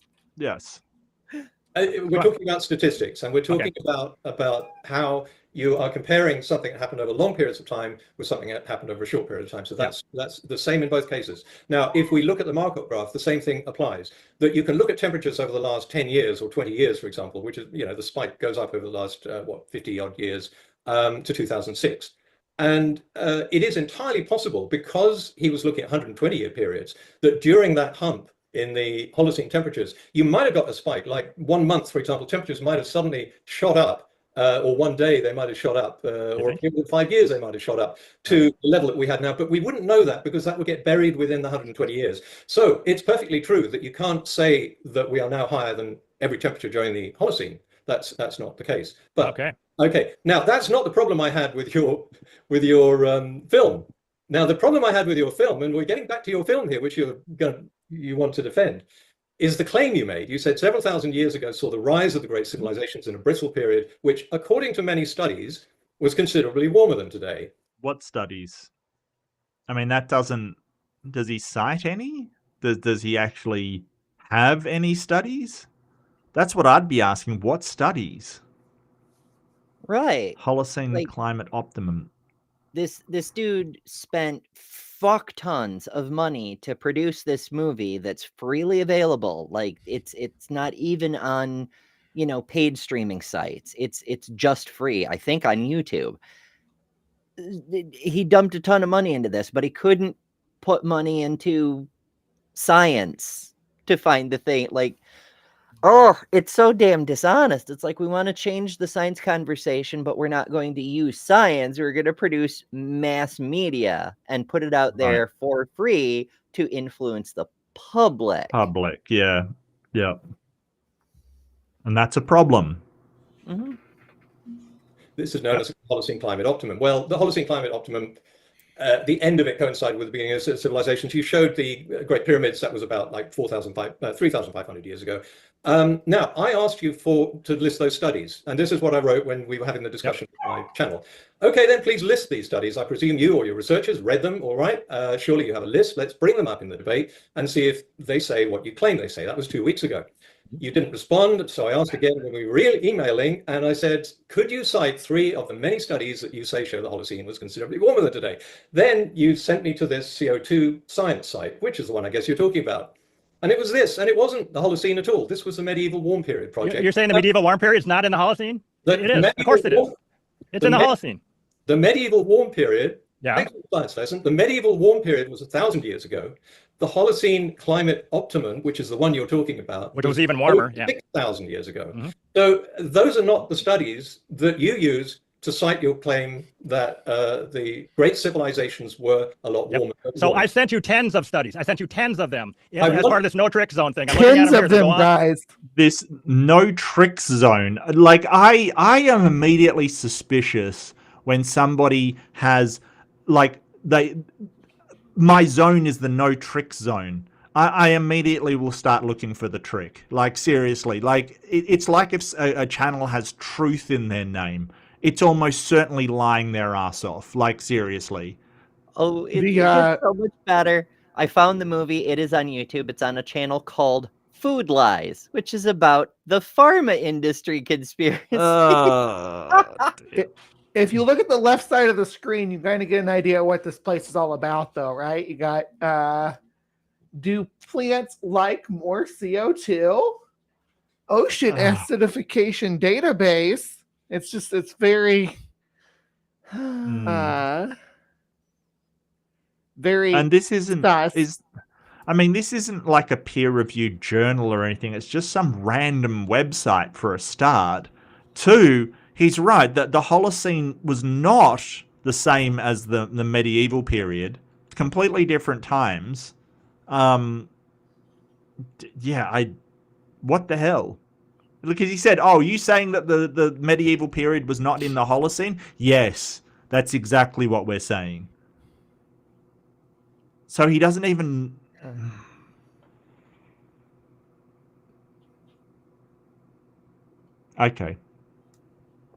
Okay. A very Web 2.0 website. Thanks, Jess. Yeah. And on. Sachs They do go on 2007, and on, but- Rodriguez 2009, Barrow 2009, Barron 2003, Isono 2009, Emmis 2003, Kim 2002. It goes on and on. I sent you enormous amounts of studies, peer-reviewed studies that show that it was warmer back then. So I don't know what the problem is. It's science, my friend. All of these studies were of the medieval warm period. What I'm asking No, they're not. What You're I'm looking at two asking- different things. what You didn't I'm look at both of the links. what I'm asking you for Nope. What I'm asking you for are the studies. You say, and I'm going to quote it again. You say, according to many studies, Yep, the and I sent you those. The rise of civilizations was considerably warmer than today. Can you just name one of those studies and send it to me now? I'll take a very quick look at it. Come on, let's have it. I sent yesterday. I sent No, you no, tens no, of no. studies. You didn't do Send your it to homework, me. my friend. I'm sorry, You need to I'll do your send it homework. to I'm you. not going to stop and do it now. I'm going Okay, so that is a red flag. Do your own homework kind of thing, right? Like if you're asking for a study and it's like, oh, I'm not going to send it to you. You've got to do your own. That's a red flag right there. You should be able to send a link for it. Like seriously. Like I'm not saying you've got to send, a PDF or something, but at least send a frigging link for it, my guy. A link, just a link. Like, you've cited the study. Just pick one, maybe. Like your best one. to put this in the show Oh, description. you don't have I any. sent you tens of them. You had time to look at it, and you didn't look at it. Tens of them. No, I've been out. I'm sorry, I've been busy. I'm trying to sell the house. I've Every got a time ton he of stuff says to that, I do, think of and like you- somebody opening up like a tin of like biscuits and being like, you want a citation? I sent you Yeah. tins of them. just you might be sending me all sorts of information, but I didn't see anything that said that these are the studies which we used. Okay. Did you send me lots of studies showing it was cooler? You And it was cooler all that time? you can't even name one now, even when I ask you. Give me. I just named like 5. Oh, you're not listening? I just named them. Sachs, 2007. Rodriguez, rattled off some names. 2009. All right, Barrows, let's- 2009. let's It goes go. on and on. Barrows 2009. But you could at least say the name of the paper. Like, Oh, don't ask for too much now. yeah. You gotta lower those expectations, Reed. Like, and that's the thing. Like, I'm trying to find Barrows 2009 on climate change or maybe Holocene. That's the thing. Like, the internet isn't magical.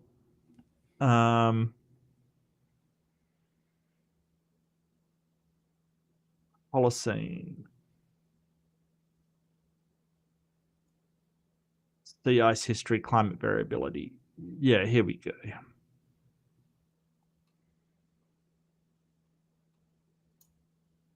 Is that Barrows? That isn't Barrows. Yeah, I mean, I'm having trouble finding it. I'm not in a debate at the moment. That's the thing. Ugh.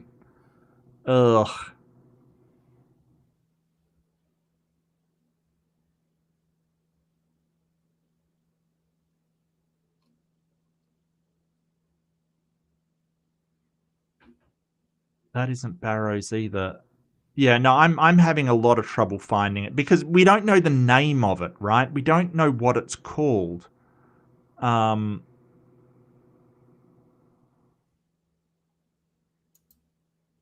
Is it TT Barrows? Tim Barrows? No, that's not it. I don't know. Hopefully he'll just send over a link or something. Hopefully. Holy crap. Tom, no need to go on and on. Let's just have Well, one. you said I didn't name them. I named them. Okay, name it again. I'll write it down. Let's have a look. What is it? SACS 2007, Northwest Well, Atlantic. sorry, Tom, how do you spell that? SACH? SACHS. SACH? Yes. X. S like a Jeff Sachs. SACH as in hotel. Yeah. S as in Sam. Right. And Has his he first never name? given the spelling not of there. something Don't know. before in his Not there. life? What's the time? Yeah, I don't know. It doesn't give his first name. He will.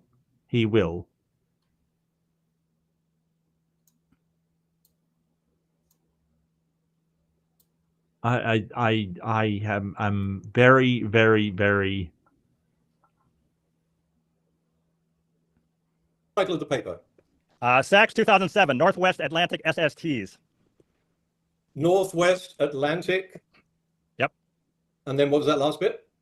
SST like sea surface Sea temperature. surface temperature. Okay. Yeah. Yep. And this is supposed to show that. Okay. All right. That's the one you're using. These are references for Markot's graph. That's what these are. There's tons of references there that underlie this graph that you want to use with the spike of doom. But these studies do not show the spike of doom. I know you want them to show it, but they don't. There's tens of them. And that's why Marcotte is backing away from it, because the spike of doom is not real. That's a critical part of this whole debate. This whole thing. We want to spend $50 trillion because we believe in the spike of doom, but it's not real. Very important. Okay. I love the whole how idea you that keep we saying spike of want to doom. fight CO2. Yeah, it's just a dog whistle to other conspiracy people. You know, like obviously it's a buzzword in the conspiracy, climate change conspiracy crowd. So he's just saying it over and over and over. I've got the abstract for this. What's it trying to say? Climate of the last 11,000 years, the Holocene is usually described as warm and stable. Benchmark temperature records from the Greenland ice cores show none of the large abrupt variations that characterize the past 100,000 years of glacial climate. Keep in mind that abrupt in geology terms can be very, very long. Right. Nor do they show any substantial trend indicating at most 1 to 3 degrees of cooling. Here we show that the slope waters east of the United States and Canada cooled 4 to 10 degrees during the Holocene, declining isolation, increasing convection in the Labrador Sea, and equatorwards shifting of the Gulf Stream past may have caused the cooling.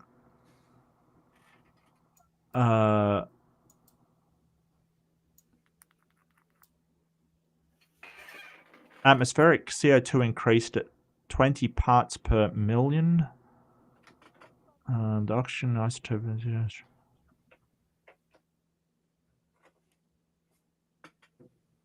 I don't see where that's saying that it was hotter than the current day. I don't get it. But I'm very confused at how this backs him up, because it's only talking about one section of the Earth, right? It's not talking about, like, it's just talking about surface temperatures in the Northwest Atlantic. Like, how is that global temperature? I don't understand. I just claim it is and expect you know how this Yeah. works. They know their own followers will never go check on things, so they just say whatever the hell they Right. want. And I mean, like the abstract seems to suggest that what they're saying is that the Holocene is usually described as warm and stable, but during the the warm Holocene period, the cooling of the Northwest Atlantic was actually a lot higher. I don't, that seems to suggest it's against what you're saying. I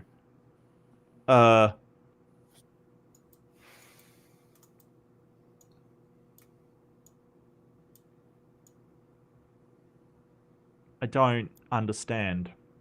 All right, well, let's keep going, but I don't get how this makes his point at all. I'm not sure what point he's trying to get at. No, it's weird, right? It's very, very strange. Completely insane.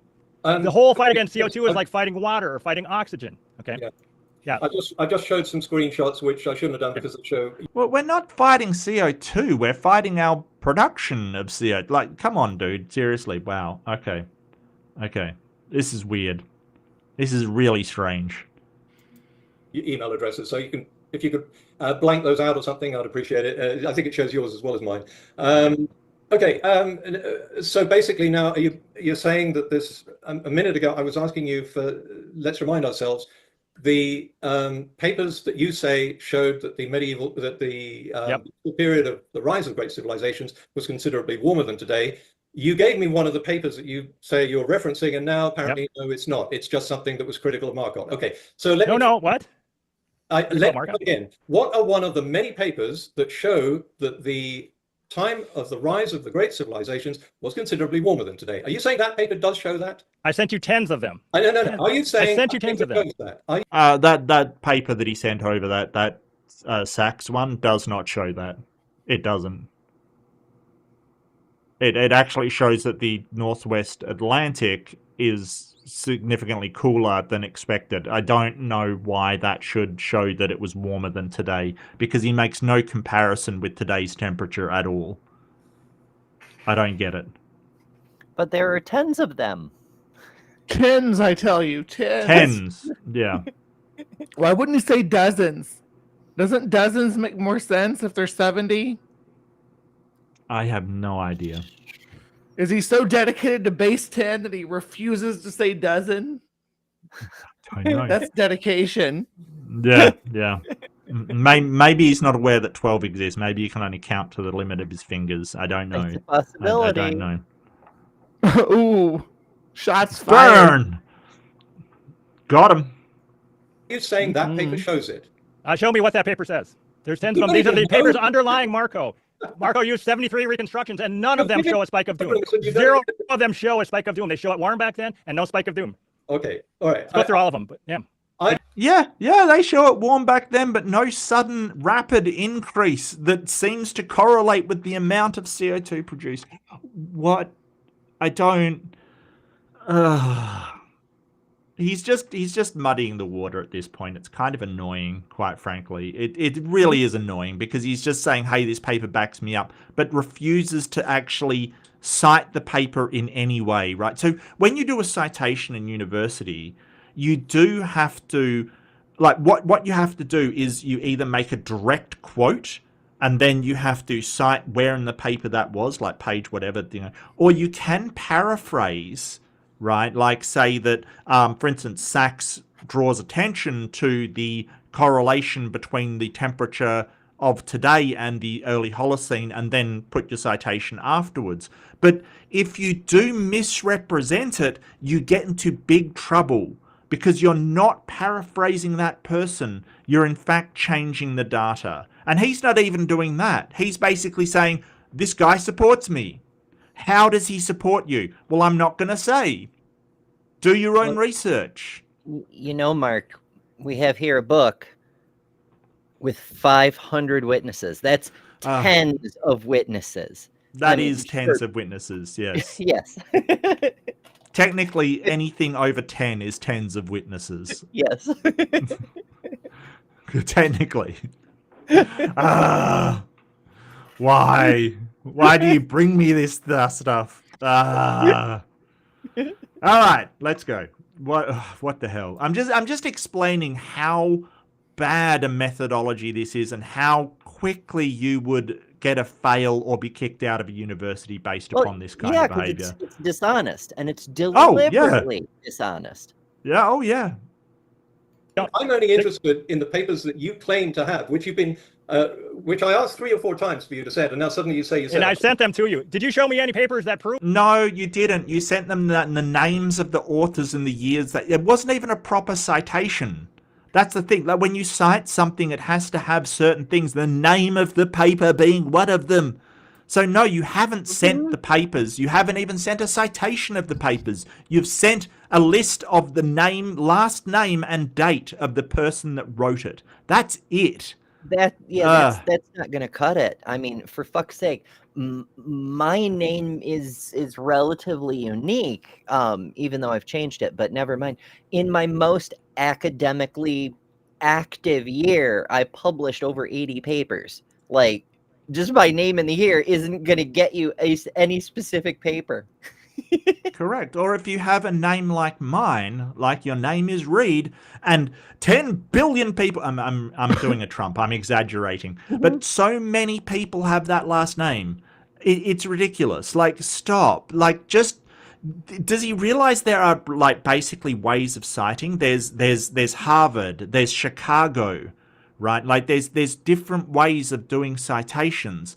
And when I was at uni, I used a program, or it was an add-on to Word called OneNote, right? Like it would actually simplify it by you'd put the citation in to this program, and so you could just pop it in after. It made things so easy. OneNote's awesome. You could use it if you wanted. If you actually wanted a huge number of reads. Yeah, absolutely. We're everywhere. We need to, I don't know, deport some or something. I don't know, that's what we're doing lately. Let's deport all the reads. Yes, let's send them away. Isn't that how your family got to Australia? Oh, you shut up. That's not right. That's I crossed the line, folks. That's a vile accuracy. Shots fired again. This time shots fired inside the house. I know.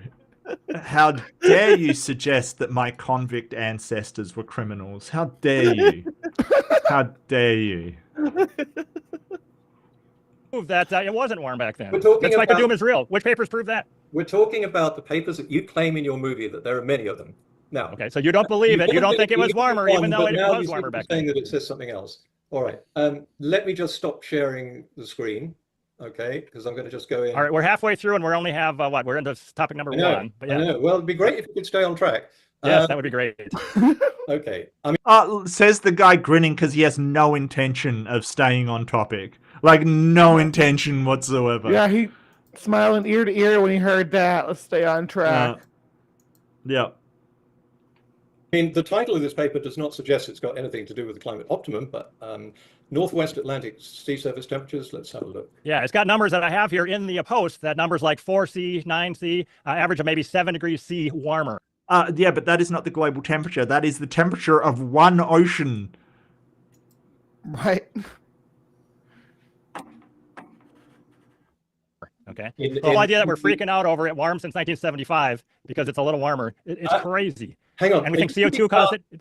Are you talking about the temperature of the Atlantic? Yeah. It says Northwest Atlantic SSTs. Yeah. So you're talking about the temperature of the Atlantic, right? Okay. You're Yeah, not. Okay. So hang on a second. So you're. Oh, he got it. Yeah, no, he picked a Potholer got it. Yeah. Yeah, he's talking pretty about. Yeah. No, he is. No, he's picked up on everything so far. Absolutely. He's talking about the global temperature compared to the temperature of the Atlantic Ocean in the Holocene. And Tom's he's just throwing everything out there. So yeah. if Potholer does, I'm sure we've missed stuff too that we could Oh, probably, yeah, absolutely. Yeah, no, I get you. But this paper does not say what this man is claiming it says. No, they seldom do. Yeah. You claim that the temperatures during the time of the rise of the great civilizations, like we'll call it 5,000 years ago, 6,000 years ago, you're saying that one of the papers that you used to show that it was globally warmer than today. It's one of the papers. Yeah. Yep. was One of just the papers. So it's just the let's North talk about this. About how Atlantic. you, Let's not talk about this particular paper, one of the tens of papers that all back me up. Bad But crap. let's not talk about the specifics, okay? They just back me up. Uh-huh. Wow. Yeah, he doesn't want to talk about it anymore. Wow. This guy's shameless. He's shameless. Like, really. Holy crap. how do you know that the current warm period right now that we're in, that you're freaking out about, how do you know that that is global? I just sent you this thing about Antarctica has not warmed for decades. Okay, From so- 60 degrees south to 90 hasn't warmed for decades. So the current warm period is not even global in the southeast U.S. Because And it's other places, it's not global. climatologically isolated. Uh, Antarctica is protected by being surrounded by the Southern Ocean with that strong current. and I It's had Yeah. record highs in both summer and winter seasons virtually every year for the past decade or so. Well, people And will there's- cite the ice loss in the Arctic, but no, the lack of such ice loss results in the Antarctic. But there is ice loss, but not There to is the ice levels we're loss. seeing in the northern hemisphere because of the isolation. Yeah. There's reasons for this, but we're still seeing ice loss and more than we would expect of it. Like, this is the thing. Right. It'd be I cabin. Yeah. Yeah. That's scary. That's absolutely scary. The amount of carving, like ice flow carving that's happening. It's yeah. Wow. Right. But this The sea levels faster than anything. But, let's get back to the point where he said this study, like he's saying, oh, but the temperature today isn't even accurate. Yeah, it's a mean temperature for the entire, like, global temperature. It's averaged around. Like, it's not like we oh boy. Well, even right now. So why don't you prove that the global average temperature right now is something to freak out about? Why hasn't our Antarctica warmed? So getting back to your movie, which you were here Yeah. to defend, Absolutely. you don't actually have multiple papers showing. The one paper that you've given me says nothing at all. No, I gave you tens of papers. You have to look at all of them. Sweden, Europe, China. It Well, goes but on if and on and on. Tens of yeah, but if the papers. first one Yeah, I bet you we look at these papers one after another, and none of them say that the Holocene was, higher temperature than current period. I'll bet you anything. It's obvious that he is just throwing out studies saying that they agree with him, when all he's done is just read them. It says something about temperature. The temperature is higher than what he thinks the global mean temperature is. But, like, do keep in mind, with this paper, he was comparing the temperature in the ocean to the current mean temperature around the globe, and still didn't even get it right. It's baffling. It really is. I don't understand. I really don't. you give me doesn't say it, why should I trust all these other papers that you suppose? Well, I think you need to do your homework. You didn't do your homework. That's one reason why you believe in the climate scam, is you have not done your homework. And you need to get into. Because if I throw hundreds of papers at you and you don't read every single one, then I can just say, oh, well, you didn't look at the thing I sent you. Like, the 99 papers you read all debunk me. Sure, fine. But the one you didn't get to, well, that's the one that proves me right, don't you know? Tins of papers in Ember. Tins of papers. Tens of It's Brandolini's law weaponized. I'm going to throw bullshit at you, and you have to do 100 times more work to go through this huge stack of bullshit and show how every single one is wrong. Because if you leave one stone unturned, sure as fuck, that's the one I'm hiding under. And it's always the case that people like this, they don't want him to find the papers to read them. That's why he's only giving a name and date. He should be citing his work. He should be giving citations and including the name of the paper, but he's not, because he doesn't want people to read these papers. He doesn't want people to investigate it. Yes, Potholer, if he did have citations, he should have looked them up.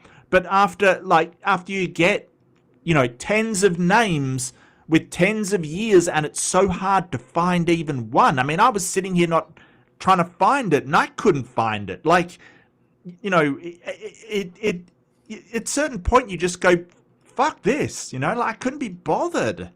It's like, if he's not going to cite, I don't see why I should have to look them up and read them, because at that point, I'm not doing my homework, I'm doing your homework. Well, you mean you haven't read Smith 2019 that shows all papers Yeah. cited by random conspiracy theorists always support their theory? Yeah. Yeah. Smith 2019, Google it. Smith 2019, Do your research. Yeah. Do your research, yeah. And like, it's just fucking cite correctly. At least, like, I'm not asking you that you need to include the DOI and everything like that. Just give the name of the freaking paper. My guy. Holy crap, this is supposed to be a producer of a documentary and he can't even cite properly. It's a problem. Excellent point. Producer of a documentary, but can't do the documentation. Yeah. But if I'm having to find this, you know, through the name and date, the actual name of the paper and investigate it, I'm not doing my homework, I'm doing yours. You should be able to cite these things. This because you believe all sorts of stuff about UHI and all sorts of other things because you have not done your homework. You've just believed, you believe the consensus and you get all smug about it because you have gotten very smug and very. This is sounds like a flat earther. I could just put this into flat earth, quote a paper. You haven't done your homework. That's why you believe the scam. It's exactly the same. Exactly the same sort of attitude. Like, this is exactly what Austin Whitsitt does. Exactly the same strategy. Projection, although Whitsitt will be like, well, that's a fallacy because you only read peer-reviewed science. Yeah. It's a confirmation bias, probably. Yeah. Is it like argument from authority? Yes. That's not what that means. That's not how that fallacy is used. Because Whitsitt doesn't citations or argument from authority. It's crazy. Yeah. He doesn't understand the fallacies either. Like, he talks about the reification fallacy and doesn't actually understand what it is. It's actually hilarious. But, whatever. Very condescending because you think that the experts must be right, so you've skipped the part where you've actually looked at it. You haven't really looked at the UHI. There's many things. I'm sorry, this guy is saying very condescending? Can I just spotlight the projection? Mm-hmm. Like a lighthouse. Oh, wow. This man who's like, you haven't done your homework, is saying you're being condescending by saying, hey, none of these papers, you've got to... Oh, wow. Okay, my guy. Wow. It's giving a bad name to bald people everywhere. I'll tell you that right now. That you have not taken a look at. And I have. I've interviewed hundreds of people who have very carefully looked at this stuff. I started out on your side. I believed in the climate scam. But when I looked into the data for myself and I wasn't lazy, then I found... I used to be an atheist. Oh, where's Al? Yep. We need bingo cards. Yeah, absolutely. Wow. Might be a spillover Laura Fluff. You could be right. Like, they're so similar. I know. We should ask Mr. Nelson what he thinks the shape of the Earth is, because we're on that level.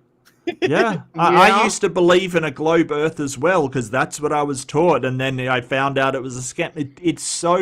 It is really ringing here of he's giving off mad Flurfer vibes. Like, really, I'm just, he's vibing with the Flurfs. It's wild.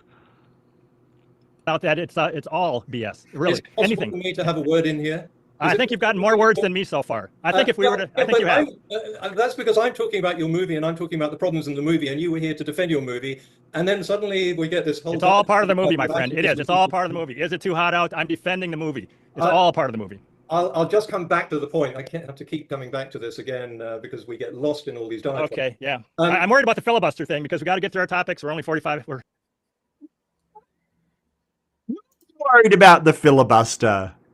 He's been sitting there going, oh, it's a scam, and I used to believe it, and then he goes, oh, I'm worried about the filibustering.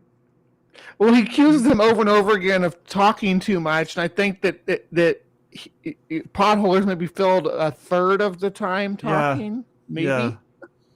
Yeah. You get accused of that too, Mark, and I know, when you debate, and it's like, I don't think so.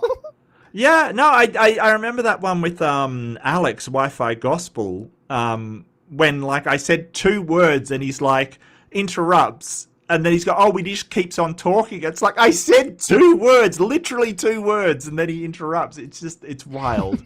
It's always something that people say when they don't want you to speak. Oh, you're just going on and on and on.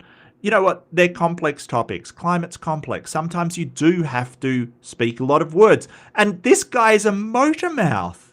He is just, but none of his, well, not none, but such a small portion is actually related to the topic. He's going off on other tangents. He's like really trying to get away from the actual data. Well, you know, It's Nathan his Oakley dad level grew up in trolling here. Minnesota, and it used to be warm or something. Yeah. Yeah. Halfway through already. So. What your movie said was that according to many studies, Well, he said they're halfway through. So is that about halfway? Is that, because we're never going to finish it in this time. So he just said we're about halfway through. So did you want to call it there and we can do the other half? I'm not sure how much on the end is them mucking around or what have you. Yeah, there shouldn't be too much on the end. But again, I mostly just cut out the the Zoom meeting's about to end sort of thing. Yeah. Oh, okay. So yeah. Well, if we go another 5 minutes, it's about an hour and a half. So, and we're at 40 minutes at the moment. So if we go another 5 minutes, that will be exactly half. But he just said, oh, we're halfway through. So I don't know whether he's accurate or the thing is accurate. I don't know how they know they're halfway through when they haven't finished it yet. Well, presumably they had a time frame. There's a time limit on their Zoom meeting. Oh, I bet this guy, Tom, Mr. Nelson, is exactly the type of person to say, hey, I'm doing an hour and a half and not a minute further. You know what I mean? Like, yeah. Well, I mean, this seems like a good place to leave it if you want. I'm more than happy to. I'm just trying to see how you feel. Yeah. Yeah? Yeah, it's a good place to stop. We pick next time. I come around, we can pick it right back up. All right. Okay. So yeah, everybody, good? lovely to see new shit. Where'd we? Okay, there we are. Lovely to see new folks. Mark and I do this every Saturday, but we alternate channels. So next week we'll be on Mark's channel, which is linked in the description. So make sure you're subscribed at both, and I'm all over the damn place. So make sure you're subscribed here too, because I have another show coming up tomorrow evening, and then morning shows all week, and then over to Mark's on Saturday, and so on and so forth.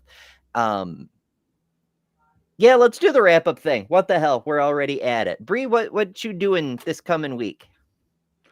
This coming week. Well, today is my big day. I had my show this morning, but Monday I'm doing I don't think I got the link up for it just yet, but I'm doing no, I still got the Hollywood psychic listed. I won't be doing that Monday. Monday I am doing David Paulides in the Missing 411 with Tsunami. So, and that's going to be on Charlatan's Web.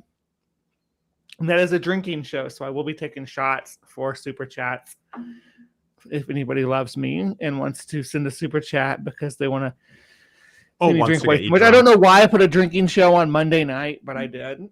I'm sorry, like Mark, a good idea at the time. Either they love you or they just want to get you drunk. That's Yeah. also yeah. Yeah, why not? Either both? way, yeah, it's reasonable. Or both. Both can be true. And then, yeah, every Saturday live from the Hive. Friday nights, Cryptic Corner premieres. So, yeah. Oh, what have I done? No. Oh, okay. Why am I big? I'm big all of a sudden. I've got like twice the size. I feel like I'm man-spreading at the moment. Let's make our guest giant. I'm man-spreading on. What have I done? We do the transpositions. It was on Thursday nights that we did the live show. We've moved Good News to that time slot, which is Ember's premiere. We haven't really settled on a time for the 1 hour transposition news, but been a lot of shuffling things around trying to see how to make this work. But Transpositions will be back up and running with a weekly live broadcast soon. Nice. Yeah, there's a lot that's up in the air. Like we're still discussing our other secular women's morning show, maybe returning on Mondays, possibly this Monday. Things are it's hard to herd cats. It's hard to get people to say yes, I will do the thing, or no, I can't do the thing. You know, Especially when the world's on fire. it's true. It's true. Mark, what's up with you? Not much. So I've just got Fundamentalist Fails coming up on Thursday night Eastern Time, Friday normal time. I also have Aimbot coming up on Tuesday night, and that's about it. That's all I'm really doing at the moment. I'm trying to do a couple of projects with people, so I might have some stuff coming up. Do just ring the alarm button, and you will see where I've got coming up. And I know that I have to go over to. I'll be going on to Skeptic Spin soon to probably in about half a month to review some right-wing children's books, which is going to be hilarious and disturbing, probably. I don't know. I haven't seen them, but probably very disturbing. So that should be fun. But hopefully you can come over and say hello and, make some trouble. Yeah, that's once what we like we have to a do. date for that, we'll definitely. Because Justin invited me to come do that one too, and Oh, cool. I know which book it is, and it'll be an adventure. I don't know. I don't want to know. I want to see my reaction because, wow. Yeah, I've heard of some of those, but yeah. So I'm going to be the person from outside the country looking in, or further away from the country in question, looking in and gagging uncontrollably, which some people will pay to see, but there you go. Hooray and things. Oh goodness. All right. Well, thank you both for joining. This has been weird, but also very fun. More fun than I thought a Yeah. climate debate would be. So yay. Once again, part 2 over at Mark's next Saturday, same time. This Oh, stream will yes. take you. I am Yep, having Bree visit next week. Hopefully. yeah. Can you More visit Bree. my channel? And yeah, more Bree Yes, is I'll always come over there more and we'll good. finish this up, or try to get That would this be great. finished up. Yeah. Look, yeah. I love that you brought this to me, and I hate you for bringing this to it's bad. Like, this guy is bad. Like, when confronted, he is tragically bad.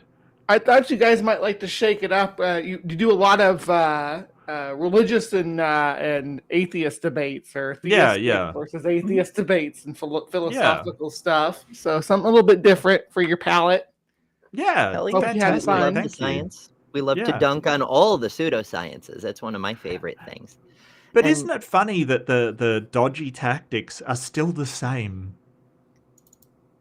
Mhm. Still the same. That- Yeah. You see that was my thesis at my recovering from religion talk this year, that all conspiracy theories are the same conspiracy theory. It's just different, a different facade on the top. Yeah. Same methodology, different subject. Yeah, exactly. Precisely. Mhm. But thank you all for joining. It's lovely to see everybody. It's lovely. It's wonderful that you want to be here with us, and I enjoy that very much. The thoughts, the notes, the jokes, the corrections. It's why we do lives instead of recording these things. So thank you so much for joining us.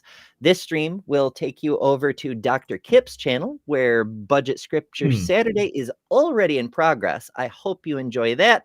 Make sure to pick on his book, or lack thereof, whichever you prefer. And yeah, we'll see you here tomorrow, hopefully. Oh goodness, I'm all kinds of flustered today. As always, I have to thank top level supporters, so stick around for that if you wanna, because I appreciate them. Toodles. Thanks to the top level members and Patreon supporters for August: Miranda, Karen Butcher, Jessica the Transmetal Alchemist, Robin Webster, Maya Adkison, Jimmy Tux, Ian Chen, Kalasia, The Barely Bearable Atheist, Eric Wander, Jason Jacoby, The Mighty Filbert, Hunter Biden's Laptops, Larkwright, Greg S., Neurogeezer, Mage Greywolf, Baron Salas, Poor Claire, BTF Wayne, Cosmic Kyle, Bomb Poppy, RDZ, Billy Bongsalot, Marty Cameo, My Unfinished Sock, Austin Sims, Tinker Phil, Anarchic Fox, Sabrina Page, Leslie Hutchings, Gazela Mail, Evil Toe, Right-Handed Sith, Luke, D. Murphy, Jesse, Uncle Charlie, Ryan Coltastic, Kurisu Yamato, Scott Duke, Michael Bell, Sumami, Citizen 9, S. Cook, James Nordoff, Hecklek, Velvet, KCA Randy, B.S. Lewis, Tori Swansiger, Whimsy, Kristen Slays, Godless Engineer, Fern Lovebond, Hillhugger, Karen Butcher, Milwaukee Atheists, Booba Sweat, Maya Atkisson, My Unfinished Studio, Ian Chen Official, Introvert Ancom, Tilting Windmill, Christopher Tablante, Robin Webster, Proby666, Jason T, Action Squad, Robert Madewell, Doc Don Hogg, Jester, Sydney Raptor, Stardust Lilith, Jessica the Transmetal Alchemist, Jake, insert clever dapper inside joke here, Nelson, Supercritical Snake, Eli Slack, Geo Sam, Kalasia789, L Trucker, You Are Victoria, Polly Has His Cracker, Roman Weber, Leo Filius,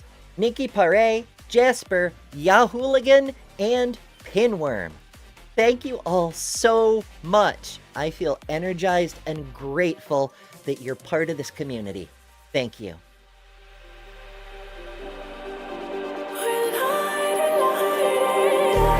Just like a spark that's breaking out.